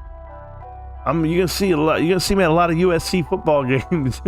Shit, bro. I'm trying to win. Once you get a real one, it's a whole new story. Yep. Yeah, Stacks. That's what it is. You know, like I'll do this talk with you. You guys want to have this talk? Check this shit out. We've already done we don't even talk to stock right now. We're talking some other bullshit. So check this out. I'm gonna lower down this music though. I know it's loud. So like whenever I meet people, right? Like couples and shit. I'll meet people and if I see the couple, I see the husband and the wife and they've been together like 20 years, the first thing that comes to my mind is this. All right. All right. Because you know they've been through some shit. They've gone through tragedies. They've gone through makeups. They've gone through arguments. 20 years? There's no way. There's no way that you've had smooth sailing the whole way through. There's always been, even if they are good people, you could even have good people around. Like they could be respectful and partners, but what you have had in that time frame are hard times, more than likely. There's always been something that just didn't pan out, the way you wanted it to. And then did they support your dream? Did they support you as a person? So like when I'm sitting here and I'm telling you, bros, my wife, that's why like no little chicken head could ever come up. Like I forget who was writing it. They were talking about like how they get messages from people. It was on the radio this morning. And he was talking about like, have you ever been propositioned for something, from a fan or from someone online? Because some people post on Facebook, like they get messages from dudes who are like, hey, I want to be your friend. I really like your page, whatever. And the girls feel uncomfortable. They're like, who is this creep? Who the hell is he? Why is he texting me? And most of the time, it's just hackers trying to get your information, fishing for information. Be your friend online, eventually ask you, when's your date of birth? Oh, what was your first car you ever drove? Oh, what school did you go to? Me too. I went there too. Like they get all your information, all your recovery password questions. Next thing you know, you're hacked. So I would just tell you like this, though. Whenever I see a couple, like a brand new one, I just look at people and I just go, how long have they been together? Oh, they've been together 6 months. Oh, okay. And they're moving in? Oh, okay. Yeah. Is your first relationship or what? Yeah, they're just dying to run into each other. And they're just dying to move into together. That would be okay if it was like the third relationship in. If you've been married like twice and you're in your 30s, and you meet somebody and you guys know after 1 month, you're like, yo, we can make this work. We could. If you want to, if you want to be with somebody like by the second time you talk to them. Matter of fact, the first time you talk to them, but second time you're just like, yep, let's do it. So, but when you find somebody to roll with you, shit, you can't stop me. This is why I'll never quit on you guys. I'll never quit on anything. I mean, really, but I'm going to tell you, man, my wife, I had no money in my name. And my wife was like, we going to go get married? I was like, huh? She's like, well, you said we're going to get married. I had asked her to marry me, but I didn't pick a date, right? Like I got the ring. I did all the deal on my knee. All right. And I'm thinking to myself, I asked you to marry me. We'll get married further down the road. Like, we already had been together 6 years, though. So it was like, yo, we've been together this long. We might as well. No. I was like, I want to afford the big wedding. I want to do that. Like, I know my wife wants, she deserves this stuff. Let me get some money up. Not my wife. What are you talking about? We can go next month. Let's just go next month. Let's just plan it all out. I was like, really? Like, you don't want all that? I don't want nobody here. I don't want no friend. I was like, what? No, I don't need all that. She says that, and then like a year later, she's like, hey, are we going to do like the reception and we're going to do a big party? Yeah, because now money's stacking, right? Okay, yeah, babe, we'll do everything now. Nah, she rolled with me. It's different. City Hall wedding for the win.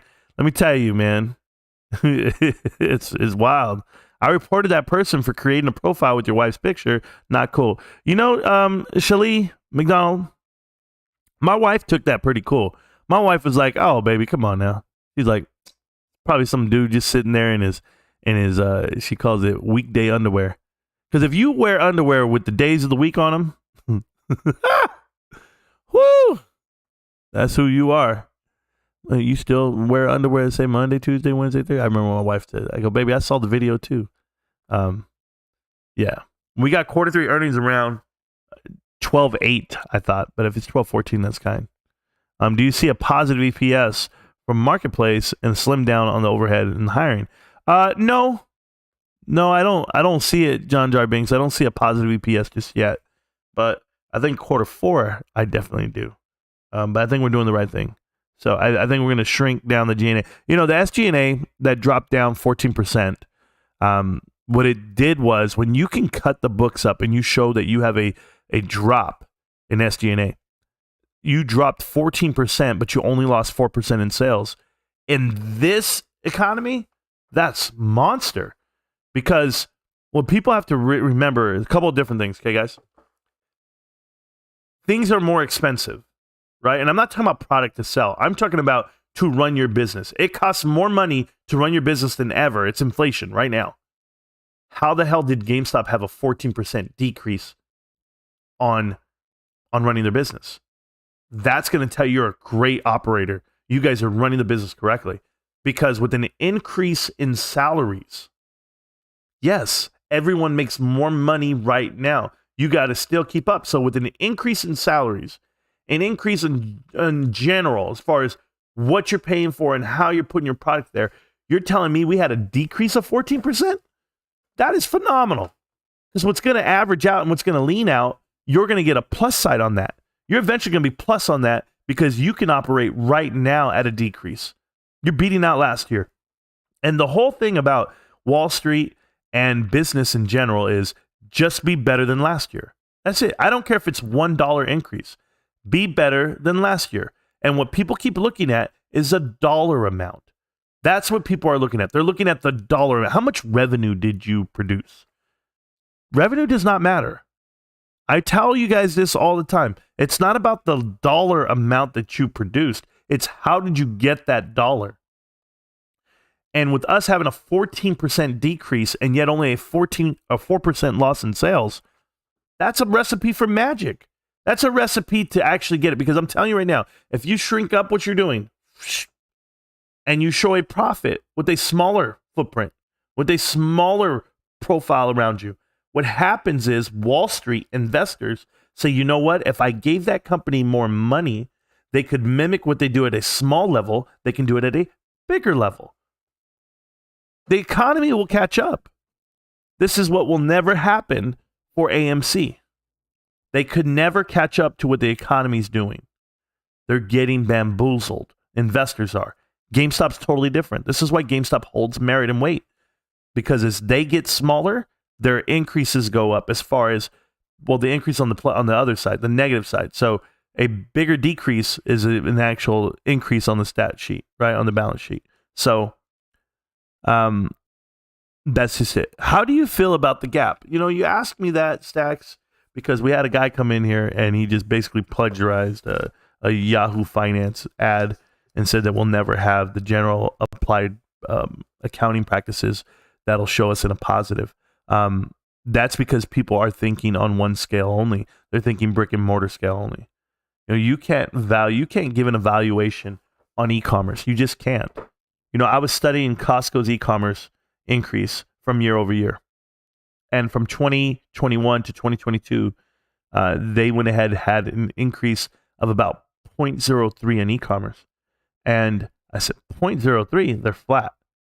And you're flat and you don't really have an increase. Well, what the hell is going on? Is that a bad thing? It's not a bad thing. It can just tell you that the demand for e-commerce on their business model is not there. People are back out shopping again. People are back out going into the facility. So I was like, oh, well, that's cool. Because I had like these 3 pages printed out reading it. And yet the e-commerce was flat, but then the in-store, they were up 13% on sales. 13%. People going crazy. Oh, man, such a good company. Oh, it's blasting off and went up $80 in the last 4 months per share. And I'm like, okay, so to go up 13% in sales, that's an amazing number because they're such a big company. The scale is different, right? I mean, but it's not. The scale's the same. Do you get that? GameStop had a 14% increase last year on sales, and nobody cares. Nobody cares because you will never see the headline for it to say that. 14% increase on sales last year. This year, during a COVID year, no, not COVID. During a pandemic, pre-pandemic, nope. This year, right now, based off of just inflation and recession fears, you're still seeing GameStop get better at what they do, become better operators. So that's the difference, guys. And it's going to be the difference. J. Powell is dovish. Yeah. Is it going yet? I got to see. 3 minutes. 3 minutes. 3 minutes. 3 minutes. 3 minutes, Dougie Fresh here on. On. All I know is GameStop's green. It's laughable. It's all laughable to me. Expand the waistband. Well, that works for me. Expand the footprint, boys. We're trying. GME, let's go, Mr. Dollar. Costco never had to close versus local stores. No, that's not necessarily true. So let's explain that. So Costco has a different business model. I've heard it in a meeting where they will open up a store and not close it, even if they're losing money, but just to prove to the other chain across the street that that they're doing better than them. Like they will not. So the problem with Sam's Club, the competition to my investment, the problem with Sam's Club is that Sam's Club has somewhere in their marketing team, they told them it would be a good idea to open up a Sam's Club next to a Walmart. So every time Walmart opens and they have enough room to build another property, another business, they do the whole lot. So they look for spots to open up 2 things, a Walmart and a Sam's Club together. Because they figure if you can't get it at Sam's Club, you'll then in turn say, you know what? Oh, I'm not going to get it here. I'm just going to go next door and get it at Walmart. Costco doesn't have a secondary store, a smaller store, a neighborhood store. Where I live personally, there was a Costco on one block and a Sam's Club on another block. Sam's Club was next to the Walmart. Costco beat out that Sam's Club. Sam's Club went under. They went ahead and declared bankruptcy or whatever. They got it the hell out of there. They closed down their store. Costco doesn't do that. But what Walmart did do, they put 3 neighborhood Walmarts around that Costco. I mean, to really put a grip on them. Did it matter? No. Costco's different. Took a play out of the Walmart handbook. They show up in town and they will operate at a loss until the local competition goes under. Then they raise prices. Well, that's not true. Walmart doesn't raise prices. Walmart has the lowest possible prices, period. Any product you find at Walmart, it will be less there than it will anywhere else. That's how they beat out the competition. They don't operate at a loss. People are confusing with foundation cost with operating at a loss. They're never going to be in the positive for about 5 years. They've already factored in that math. So it takes about 5 years to become profitable because of what you're paying for, the machines and the people and the hiring. but and the land itself, but they don't operate at a loss per se. It's already all priced in. There's not a Walmart losing, period. And doing the price, SPX, I don't look at SPX. Very interesting. I hear you, John Jar. I just don't do the things. The reason why the price is so flexed in one direction for Walmart is because they can ask for anything. They can tell the vendor who's dying to be in a Walmart, you're going to give me this for this. Flat out. So, I'm watching Intel. I just opened a small position. Cool. You guys are all traders around here. Me, not so much. I'm a GameStop junkie, and it's right here in front of me. I opened up more GameStop. It's right here. And it's at 28.60. It's green for the day. Let's go watch my watch list. Everything's going up now. Big Sky Growers up to $9.91. Highcroft over 70 cents. Whoa, buddy. Don't let it hit 80. They'll take more profits. 620. Wasn't this 666 just 2 days ago? 620. It's really not up. GameStop, feeling great. You know how I feel. Costco, we were just talking about them. S&P, still going. AMC, $1.85 on Ape. Bed Bath & Beyond, $4.35. I really like the $4.35 price. I really like Bed Bath & Beyond at these prices. I do. Would I buy it? Probably not. Oh, it's live now? Let me see. I want to hear it. I got a horse right here. His name is Paul Revere. All right. Boom. I guess it'll play right now. We'll find out. Just want to hear what this little joker has to say. I need GameStop to sell premium dog food. Well, they made their own brands. You know, their Kirkland brand. They have some stuff, but I don't think they can. I don't know how that works out. Costco and Walmart perishables are spendy. I don't know. I don't know the prices. I don't shop. I'm sorry. My wife shop. I don't shop for anything. I don't go to the store and pay for things, guys. Like, I don't go buy stuff. Ever. I'm not joking. I'm going to tell you how thankful I am to be in my house. Like, whenever I'm home and I walk to the fridge and I put my hand in the fridge and I go look for a soda or water or anything to consume, I just put my hand in there and it's my wife who filled that up. Good afternoon. Because it ain't me. My colleagues and I are strongly committed to bringing inflation back down to our 2% goal. We have both the tools that we need and the resolve it will take to restore price stability on behalf of American families and businesses. Price stability is the responsibility of the Federal Reserve and serves as the bedrock of our economy. Without price stability, the economy does not work for anyone.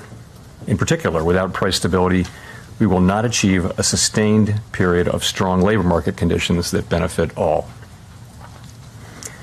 Today, the FOMC raised our policy interest rate by 75 basis points, and we continue to anticipate that ongoing increases will be appropriate.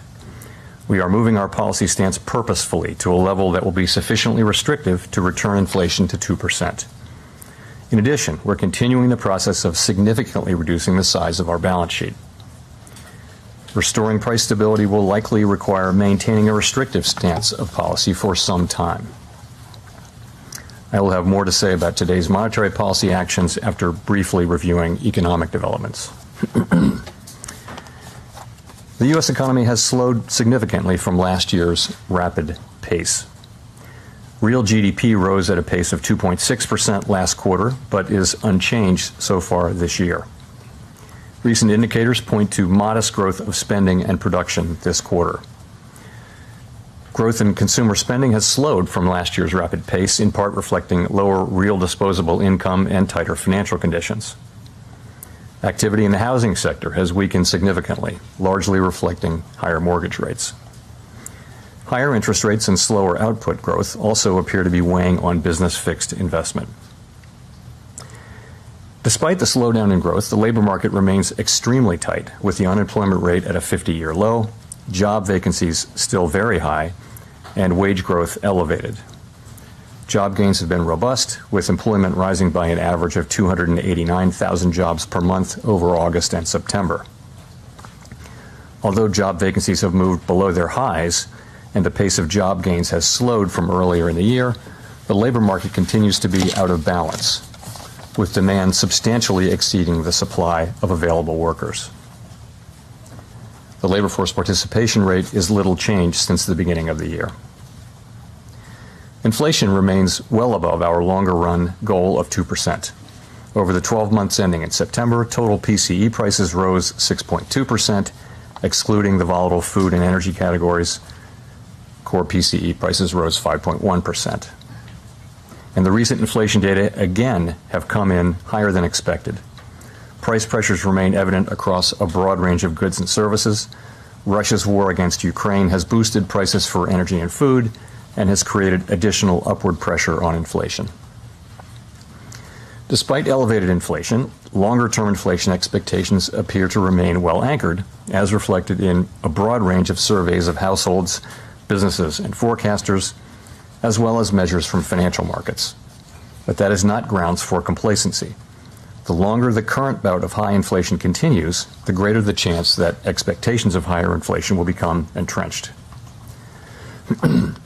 The Fed's monetary policy actions are guided by our mandate to promote maximum employment and stable prices for the American people. My colleagues and I are acutely aware that high inflation imposes significant hardship as it erodes purchasing power, especially for those least able to meet the higher costs of essentials like food, housing, and transportation. We are highly attentive to the risks that high inflation poses to both sides of our mandate, and we're strongly committed to returning inflation to our 2% objective. At today's meeting, the committee raised the target range for the federal funds rate by 75 basis points. And we are continuing the process of significantly reducing the size of our balance sheet, which plays an important role in firming the stance of monetary policy. With today's action, we've raised interest rates by 3.75 percentage points this year. We anticipate that ongoing increases in the target range for the federal funds rate will be appropriate in order to attain a stance of monetary policy that is sufficiently restrictive to return inflation to 2% over time. Financial conditions have tightened significantly in response to our policy actions, and we are seeing the effects on demand in the most interest rate sensitive sectors of the economy, such as housing. It will take time, however, for the full effects of monetary restraint to be realized, especially on inflation. That's why we say in our statement that in determining the pace of future increases in the target range, we will take into account the cumulative tightening of monetary policy and the lags with which monetary policy affects economic activity and inflation. At some point, as I've said in the last two press conferences, it will become appropriate to slow the pace of increases as we approach the level of interest rates that will be sufficiently restrictive to bring inflation down to our 2% goal. There is significant uncertainty around that level of interest rates. Even so, we still have some ways to go, and incoming data since our last meeting suggests that the ultimate level of interest rates will be higher than previously expected. Our decisions will depend on the totality of incoming data and their implications for the outlook for economic activity and inflation. We will continue to make our decisions meeting by meeting and communicate our thinking as clearly as possible. We're taking forceful steps to moderate demand so that it comes into better alignment with supply. Our overarching focus is using our tools to bring inflation back down to our 2% goal and to keep longer-term inflation expectations well anchored. Reducing inflation is likely to require a sustained period of below-trend growth and some softening of labor market conditions. Restoring price stability is essential to set the stage for achieving maximum employment and stable prices in the longer run. The historical record cautions strongly against prematurely loosening policy. We will stay the course until the job is done. To conclude, we understand that our actions affect communities, families, and businesses across the country. Everything we do is in service to our public mission. We at the Fed will do everything we can to achieve our maximum employment and price stability goals. Thank you, and I look forward to your questions. Thank you, Colby. Thank you. Colby Smith with the Financial Times. On the need to slow the pace of rate increases at some point, is a downshift contingent on a string of better inflation data specifically between now and, let's say, the December meeting? Or is that something that the Fed could potentially proceed with independent of that data, given the lagged effects that you mentioned? So a couple of things on that. We do need to see inflation coming down decisively, and good evidence of that would be a series of down monthly readings. Of course, that's what we'd all love to see, but I've never thought of that as the appropriate test for slowing the pace of increases or for identifying the appropriately restrictive level that we're aiming for. We need to bring our policy stance down to a level that's sufficiently restrictive to bring inflation down to our 2% objective over the medium term. How will we know that we've reached that level? Well, we'll take into account the full range of analysis and data that bear on that question, guided by our assessment of how much financial conditions have tightened, the effects that tightening is actually having on the real economy and on inflation, taking into consideration lags, as I mentioned. We will be looking at real rates, for example, all across the yield curve and all other financial conditions, and as we make that assessment. Hi, Howard Schneider with Reuters. Look, I'm sure there's going to be tons of confusion out there about whether this means you're going to slow in December or not. Would you say that the bias right now is not for another 75 basis point increase? So what I want to do is put that question of pace in the context of our broader tightening program, if I may, and talk about the statement language along the way. So I think you can think about our tightening program as really addressing three questions. The first of which was, and has been, how fast to go. The second is how high to raise our policy rate. And the third will be eventually how long to remain at a restrictive level. So on the first question, how fast to tighten policy, it's been very important that we move expeditiously, and we have clearly done so. We've moved 3.75% since March, admittedly from a base of 0. It's a historically fast pace, and that's certainly appropriate, given the persistence and strength in inflation and the low level from which we started. So now we come to the second question, which is how high to raise our policy rate, and we're saying that we'd raise that rate to a level that's sufficiently restrictive to bring inflation to our 2% target over time, and we put that into our post-meeting statement. Because that really does become the important question, we think now, is how far to go, and I'll talk more about that.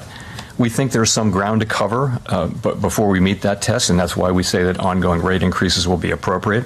And as I mentioned, incoming data between the meetings, both the strong labor market report, but particularly the CPI report, do suggest to me that we may ultimately move to higher levels than we thought at the time of the September meeting. That level is very uncertain, though, and I would say, we're going to find it over time. Of course, with the lags between policy and economic activity, there's a lot of uncertainty.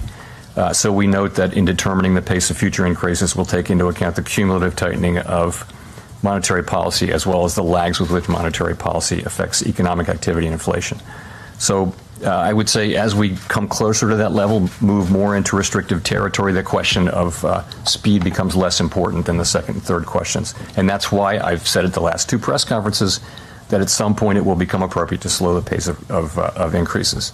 So that time is coming, and it may come as soon as the next meeting or the one after that. No decision has been made. It is likely we'll have a discussion about this at the next meeting, a discussion. You literally just said it. To be clear, let me say again, the question of when to moderate the pace of increases is now much less important than the question of how high to raise rates and how long to keep monetary policy restrictive, which really will be our principal focus. No shit. If I could follow up on that, to what degree was there an importance or weight given to a need to signal this possibility now, given all the concerns really around the globe about Fed policy sort of driving ahead and everybody else, dealing with their own stress as a result? Well, I think I'm pleased that we have moved as fast as we have. I don't think we've over-tightened. I think there's very difficult to make a case that our current level is too tight, given that inflation still runs well above the federal funds rate. So I think that at this meeting, the last two meetings, as I've mentioned, I've said that there would come a point, and this was a meeting at which we had a discussion about what that might mean, and we did discuss this, and as I mentioned, we'll discuss it again in December. but there's no, I don't have any sense that we've over-tightened or moved too fast. I think it's been good and a successful program. That we've gotten this far this fast. Remember, though, that we still think there's a need for ongoing rate increases, and we have some ground left to cover here, and cover it we will. Nick?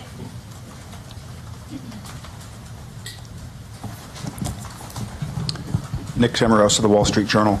Chair Powell, core PCE inflation on a 3 or 6 month annualized basis and on a 12-month basis has been running in the high 4s, close to 5%.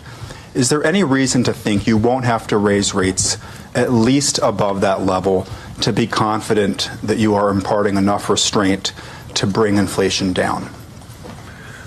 So this is the question of does the policy rate need to get above the inflation rate? And I would say there are a range of views on that. That's the classic Taylor principle view.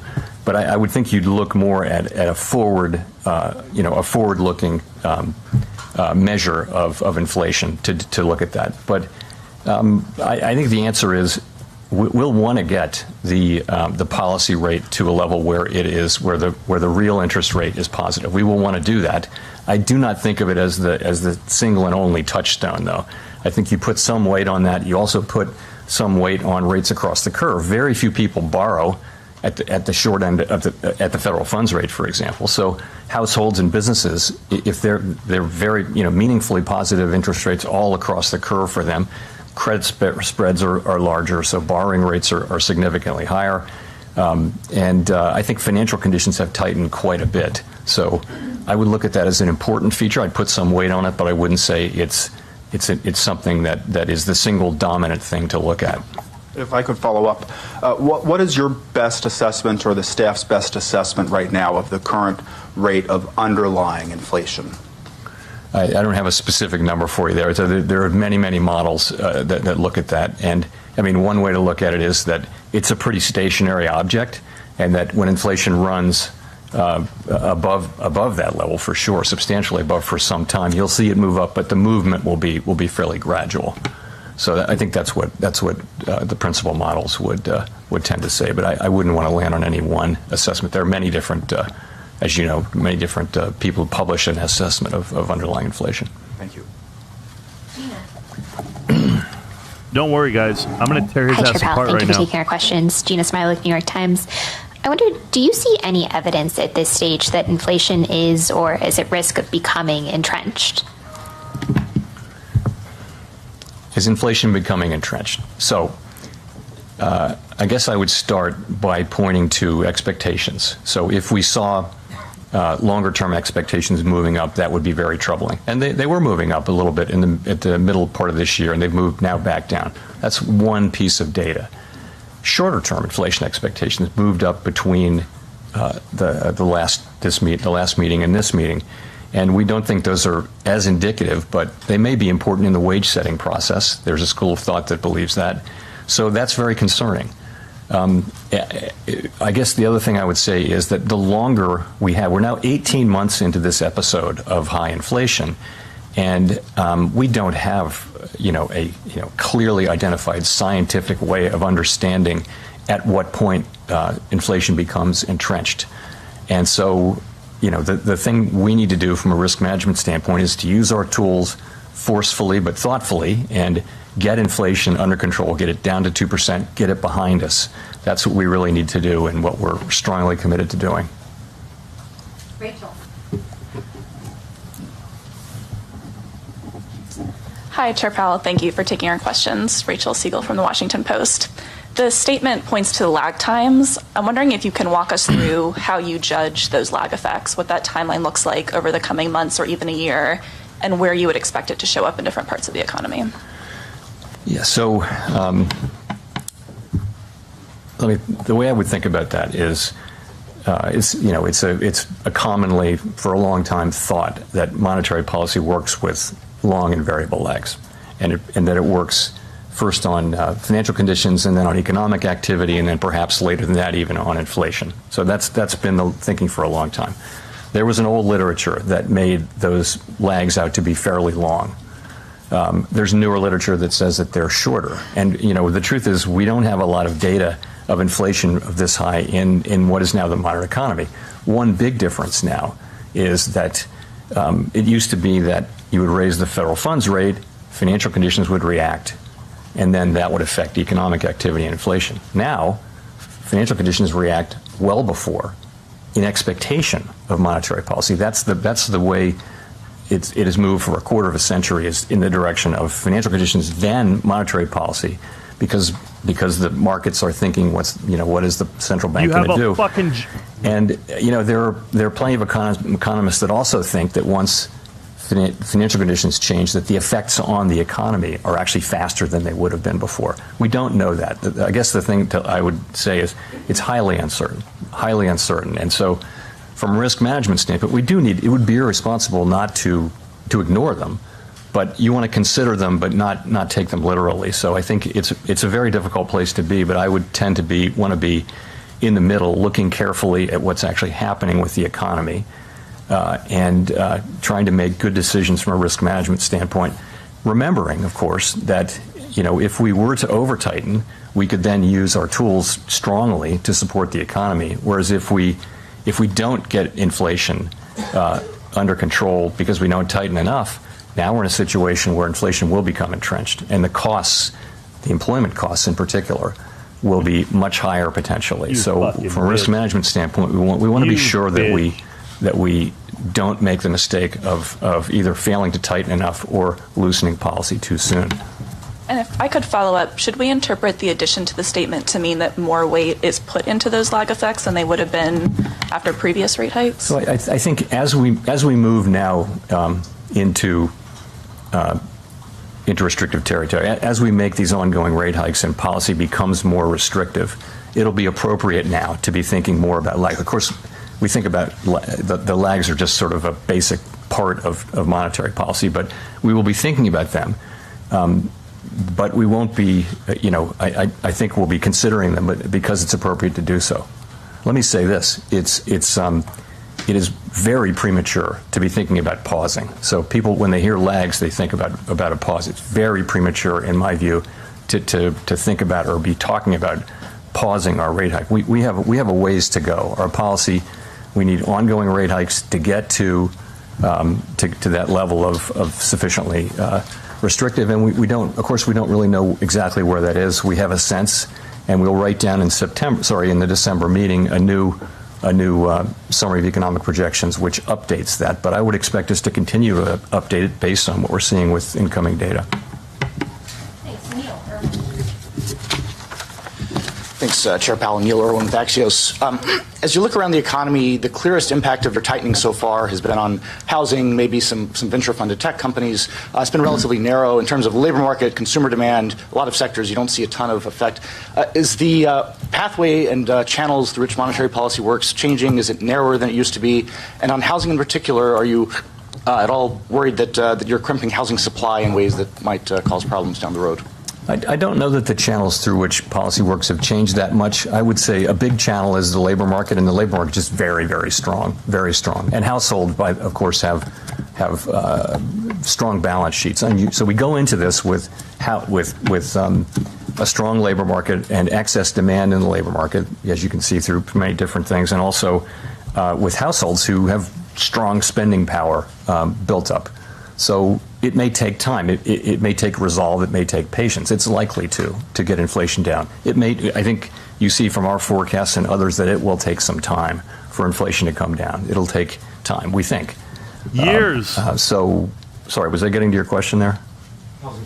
Housing, the housing part of it. Yeah, so, we look at housing. Of course, housing is significantly affected by these higher rates, which are really back where they were before the global financial crisis. They're not historically high, but they're much higher than they've been. And you're seeing housing activity decline. You're seeing housing prices growing at a faster rate, and in some parts of the country declining. I would say the housing market was very overheated for the couple of years after the pandemic as demand increased and rates were low. We all know the stories of how overheated the housing market was, prices going up, many bidders, no conditions, that kind of thing. So the housing market needs to get back into a balance between supply and demand. What? We're well aware of of what's going on there. From a financial stability standpoint, we didn't see in this cycle the kinds of poor credit underwriting that we saw before the global financial crisis. Housing credit was very much more carefully managed by the lenders. So it's a very different situation and doesn't appear to present financial stability issues. But no, we do understand that that's really where a very big effect of our policies is. Victoria. Hi, Victoria Guida with Politico. I wanted to ask about the labor market. You mentioned early on again that job openings are very high compared to available workers, and I'm just curious to what extent you do and don't draw a signal from that. So, for example, if wage growth is slowing and if maybe the unemployment rate starts to tick up, will that make you sort of decrease your focus on job openings? What do you see? Are wages what's really important? How are you thinking about the labor market as it relates to inflation? So we talk a lot about vacancies and the vacancy to unemployed rate, but it's just one. It's just another data series. It's been unusually important in this cycle because it's been so out of line. But so has quits, so have wages. So we look at a very wide range of data on the labor market. So I'd start with unemployment, which is typically the single statistic you would look to, is at a 50-year low, 3.5%. We're getting really nothing in labor supply now. We had, I think, a very small increase this year, which we had really thought we would get that back. Most analysts thought we would get some labor supply coming in. You mentioned wages, so I guess I would characterize that as sort of a mixed picture. It's true with average hourly earnings you see. So I would call it a flattening out at a level that's well above the level that would be consistent over time with 2% inflation, assuming a reasonable productivity. There with the ECI reading this week, again, a mixed picture. The headline number was a disappointment. Let's just say it was high. It didn't show a decline. There's some rays of light inside, that if you look at private sector workers, that did come down. The compensation did come down. But overall, though, the broader picture is of an overheated labor market where demand substantially exceeds supply. Job creation still exceeds, the sort of the level that would hold the market where it is. He just said it doesn't. He said it's flat. That's a picture. Do we see? We keep looking for signs that sort of the beginning of a gradual softening is happening, and maybe that's there, but it's not. It's not obvious to me because wages aren't coming down; they're just moving sideways at an elevated level, both ECI and average hourly earnings. We want to see. We would love to see vacancies coming down, quits coming down. They are coming down. Vacancies are below their all-time high, but not by as much as we thought because the data series is volatile. We never take any one reading. We always look at 2 or 3. So it's a mixed picture. I don't see the case for real softening just yet, but we look at, as I just showed you, we look at a very broad range of data on the labor market. So do you see wages as being a significant driver of inflation? I think wages have an effect on inflation and inflation has an effect on wages. I think that's always been the case. There's always a going back and forth. The question is that really elevated right now? I don't think so. I don't think wages are the principal story of why prices are going up. I don't think that. I also don't think that we see a wage price spiral. But again, it's not something you can, once you see it, you're in trouble. So we don't want to see it. We want wages to go up. We just want them to go up at a level that's sustainable and consistent with 2% inflation. And we do think that given the data that we have, that this labor market can soften without having to soften as much as history would indicate through the unemployment channel. It can soften through job openings declining. We think there's room for that, but we won't know that. That'll be discovered empirically.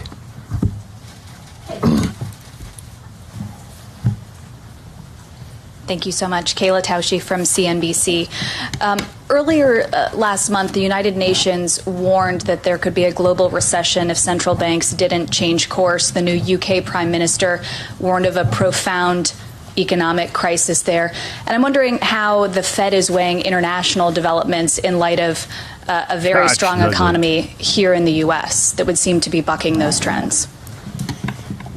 So, of course, we keep close tabs on economic developments and also geopolitical developments that are relevant to the economy abroad. We're in very frequent contact with our foreign counterparts, both through the IMF meetings and the regular meetings with central banks that we have, and I have one this weekend with many central bankers. So we're in touch with all of that. So I guess it's clearly a difficult time in the global economy. We're seeing very high inflation in Europe, significantly because of high energy prices related to the war in Ukraine, and we're seeing China's having issues with the zero COVID policy. The war in Ukraine, much slower growth than we're used to seeing. So we see those difficulties. The strong dollar is a challenge for some countries, but we take all of that into account in our models. We think about the spillovers and that sort of thing. Here in the United States, we have a strong economy, and we have an economy where inflation is running at 5%, core PCE inflation, which is a really good indicator of what's going on for us. Is the way we see it is running at 5.1% on a 12-month basis, and sort of similar to that on a 3, 6, and 9-month basis. So we know that we need to use our tools to get inflation under control. The world's not going to be better off if we fail to do that. That's a task we need to do. Price stability in the United States is a good thing for the global economy over a long period of time. Price stability is the kind of thing that pays dividends for our economy for decades, hopefully. Even though it may be difficult to get it back, getting it back is something that provides value to the people we serve for the long run. If I could just follow up on that. Thank you. The Fed has acknowledged in the past that the tools that you have don't affect things like energy and food prices that stem from some of those conflicts overseas, and they're some of the biggest pain points for consumers. So as you pursue the current path that you've outlined, is there a risk that some of those prices simply don't come down? So we don't directly affect, for the most part, food and energy prices, but the demand channel does affect them just at the margin. The thing about the United States is that we also have strong, in many other jurisdictions, the principal problem really is energy. In the United States, we also have a demand issue. We've got an imbalance between demand and supply, which you see in many parts of the economy. So our tools are well suited to work on that problem, and that's what we're doing. You're right, though. We don't, the price of oil is set globally, and it's not something we can affect. I think by the actions that we take, though, we help keep longer-term inflation expectations anchored, and keep the public believing in 2% inflation by the things that we do, even in times when energy is part of the story of why inflation is high. The fuck? Hi, Chair Powell. Janelle Marte with Bloomberg. So the Fed is facing 2 more ethics-related incidents with the revision of the financial statements from President Bostic and President Bullard speaking at a closed event. So some senators, like Elizabeth Warren, are saying that this is a sign of greater ethics problems at the Fed. Could you talk about what this does to the public's trust in the bank and what the Fed is doing to prevent this kind of behavior from becoming common? Sure. So you're right. The public's trust is really the Fed's and any central bank's most important asset. And anytime one of the policymakers violates or falls short of those rules, we do risk undermining that trust, and we take that very seriously. We do. So at the beginning of our meeting yesterday, actually, we had a committee discussion of the full committee on the importance of holding ourselves individually and collectively accountable for knowing and following the high standard that's set out in our existing rules with respect to both personal investment activities and external communications. And we've taken a number of steps, and I would just say we do understand how important those issues are. I would say that our new investment program that we have is up now and running, and actually it was through that the problems with President Bostic's disclosures were discovered when he filed his new disclosures. That's, we now have a central group here at the Board of Governors that looks into disclosures and follows them and approves people's disclosures and also all of their trades. Any trade anyone has to make who's covered has to be pre-approved. And there's a lag. It has to be pre-approved 45 days before it happens, so there's no ability to game market. So it's a really good system. It worked here. And I think we all said to each other yesterday morning, we recommitted to each other and to this institution to hold ourselves to the highest standards and avoid these problems. Oh, because you're not An fucking update on 90-year-old the men investigations that are pending? I don't. So, as you know, I referred the matter concerning President Bostic to the Inspector General. And once that happens, I don't discuss it with the Inspector General or with anybody. It's just the Inspector General has the ability to do investigations. We don't really have that. So that's what he's doing. Is this guy done? To 18 months as the yield curve with 100% explanatory power.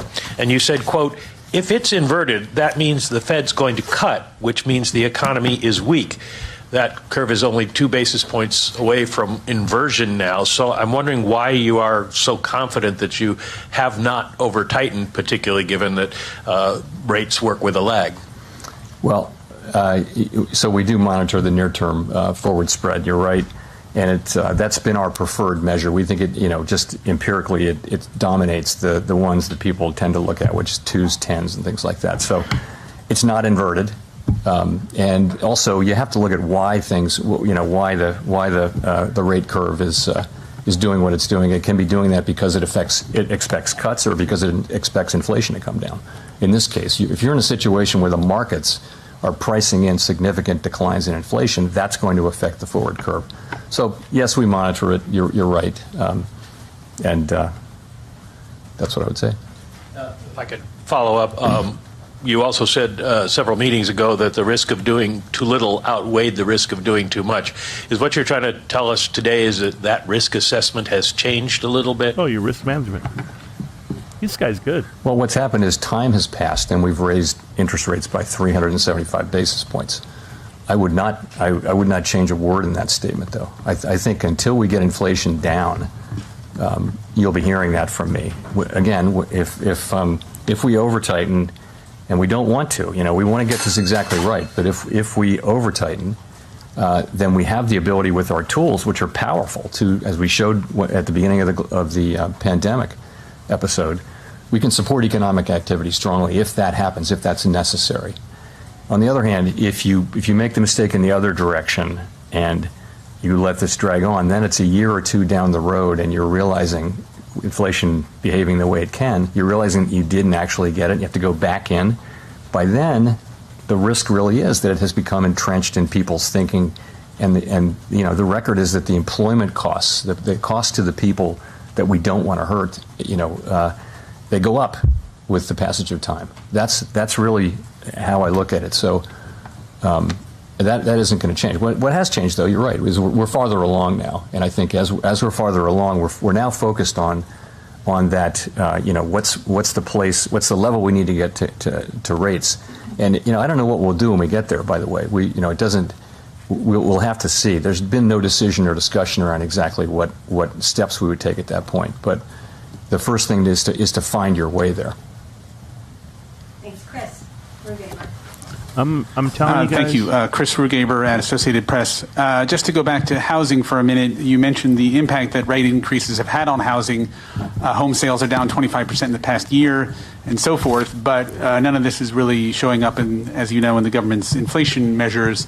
And as we go forward, private real-time data is clearly showing these hits to housing. Are you going to need to put a greater weight on that in order to ascertain things like whether there's over-tightening going on? Or will you still focus as much on the more lagging government indicators? So this is an interesting subject. So I start by saying, I guess, that the measure that's in the CPI and the PCE, it captures rents for all tenants, not just new leases. And that makes sense, actually, because that for that reason, that conceptually, that's sort of the right target for monetary policy. And the same thing is true for owner's equivalent rent, which comes off of it's a reweighting of tenant rents. The private measures are of course good at picking up the at the margin the new leases, and they tell you a couple things. One thing is I think right now, if you look at the pattern of that series of the new leases, it's very pro-cyclical. So rents went up much more than the CPI and PCE rents did, and now they're coming down faster. So nothing's coming down faster. The implication is that there are still, as non-new leases roll over and become and expire, right? There's still in the pipeline. There's still some significant rate increases coming.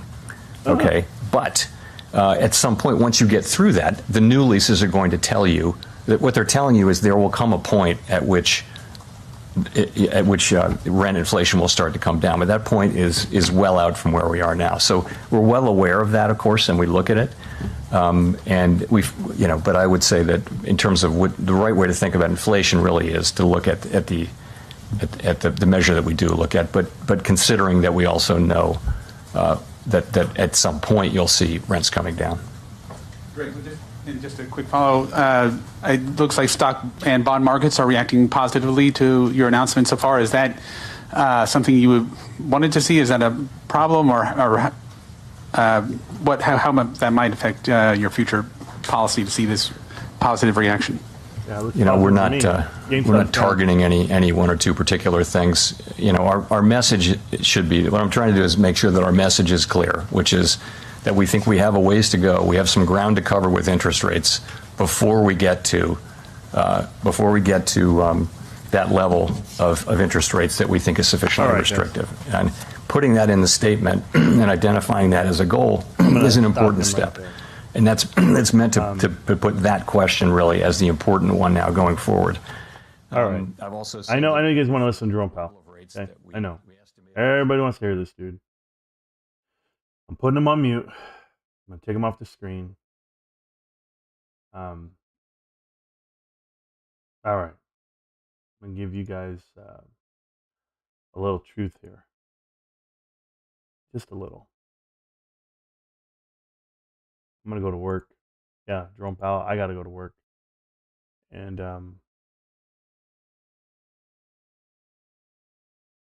so I took down some notes. And before I go over them step by step, I have no idea what I'm going to say. You guys know the way this works. I rant, sure. But while I rant, I'm also a purveyor of information for months and months and months. So we'll start off with this. Jerome Powell, this message is for you. Enjoy the live stream. Enjoy all the info. Jerome Powell, good morning. I see you're tap dancing on the scene. Your nickname should be Fred Astaire at this point. You are dancing and stumbling across every answer that comes, but you pinpoint things so well. For a guy who just got reelected last year, and was it this year, actually? It was May, right? Got reelected.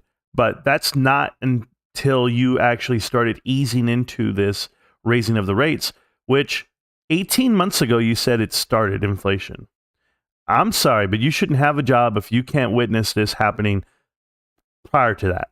Like when you came out in April, 19 months ago, and said that inflation was transitory.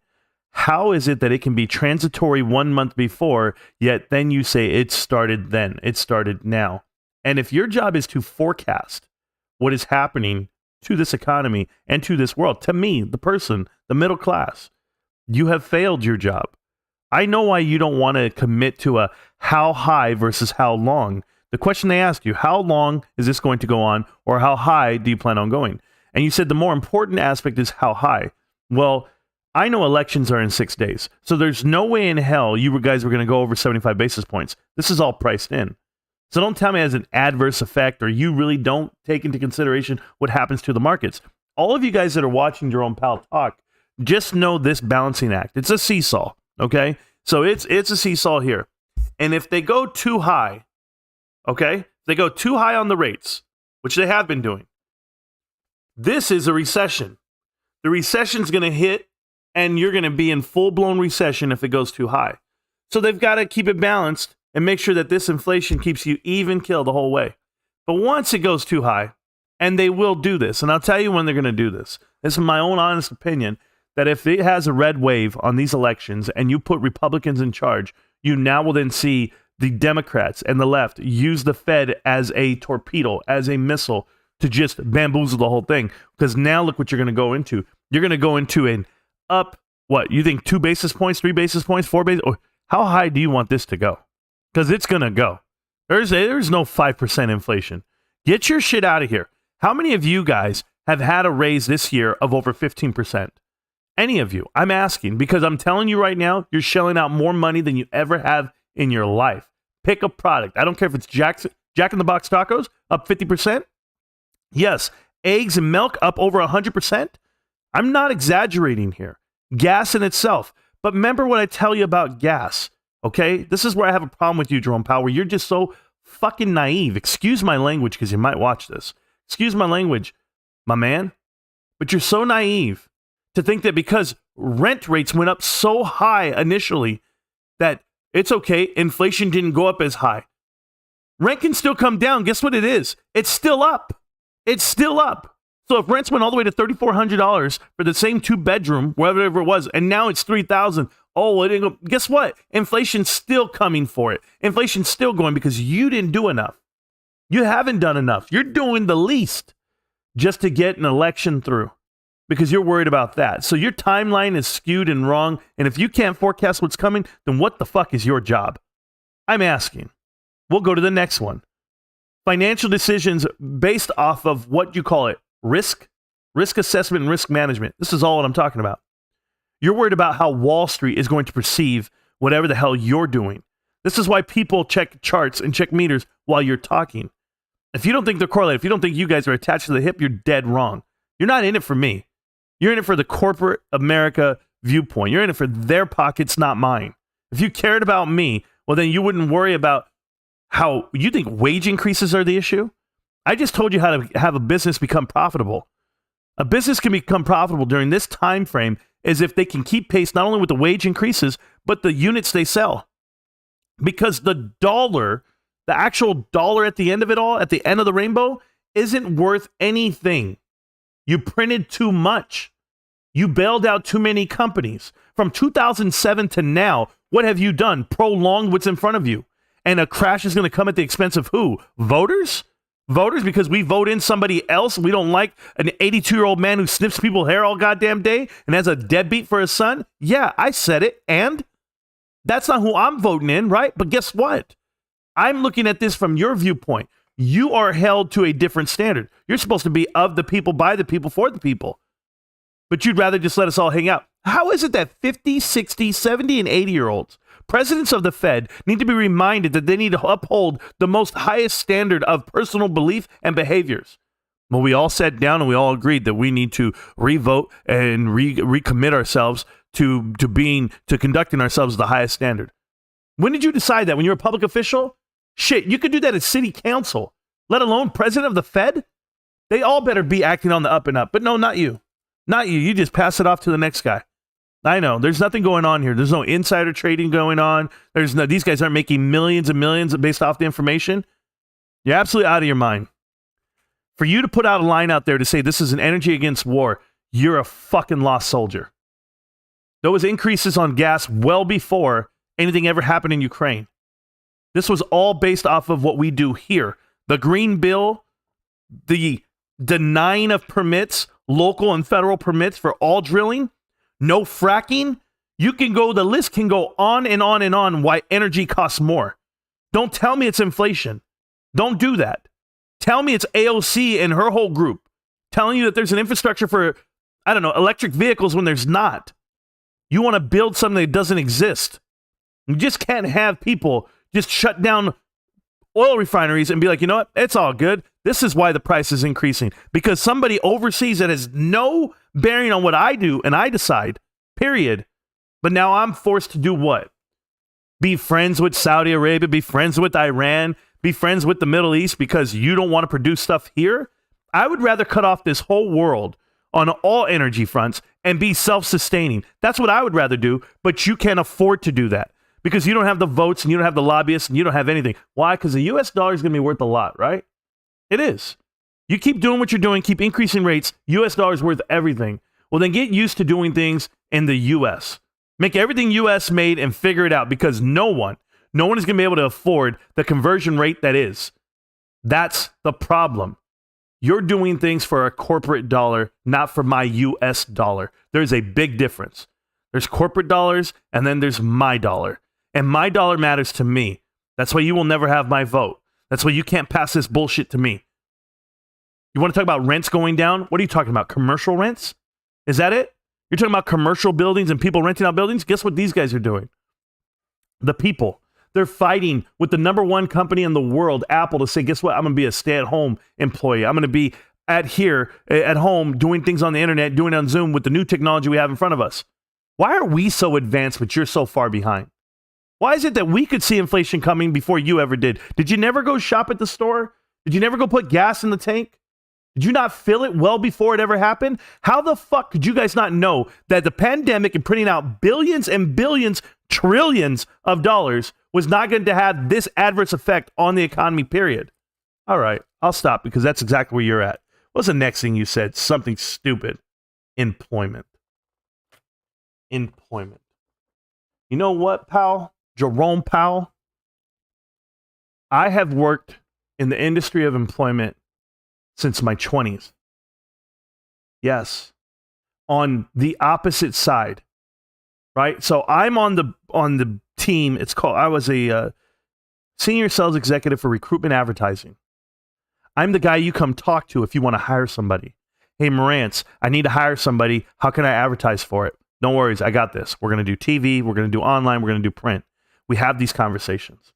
And do you know what the flow was? You had to learn as a salesman of this advertising space. You had to learn everyone's budget. You had to learn why they would hire, when they would hire, what were the factors in hiring. So you can't tell me, jackass, it's November. And you're going to tell me because there's job openings, right, to you. And then there's what? There's not a lot. There's able bodies. It's the lowest percentage point it's ever been. Blah, blah, blah, all this bullshit. Hey, jackass, it's seasonal hiring period. So when everyone's out here hiring for the season, yes, these next 2 months, and then you have an election season on top of that. And then comes January. And everybody rolls around with their fiscal budgets and they pump it right back in because they want to get bigger for the growth that they have. Oh, no, wait a minute. We have to factor in inflation, right? We have to factor in wage increases. Are we going to do this? At what point do you put a cap on the number? At what point can we not grow? And why? Because they are related. Because they do hold hands. Because when you take corporate dollars and corporate growth and they can't grow, they can't do it. You know why? Because no one's investing in America. No one's investing in the actual infrastructure of America. They're investing in a market. Yes, in an American market they're investing in, and that's where they want to make money. That's it. They're not trying to build something. There's only one motherfucker out here trying to build something. Ryan Cohen, Larry Chang, Alan Adel, you, me, the next GameStop investor. We're trying to build shit in a market where nobody wants you to build anything. They're trying to make money off of offerings and trying to pay off debt that they can't fucking afford. 15% loans, 12% loans, and they're telling you it's a good thing. These are good investments. This is how you invest. This is how you survive.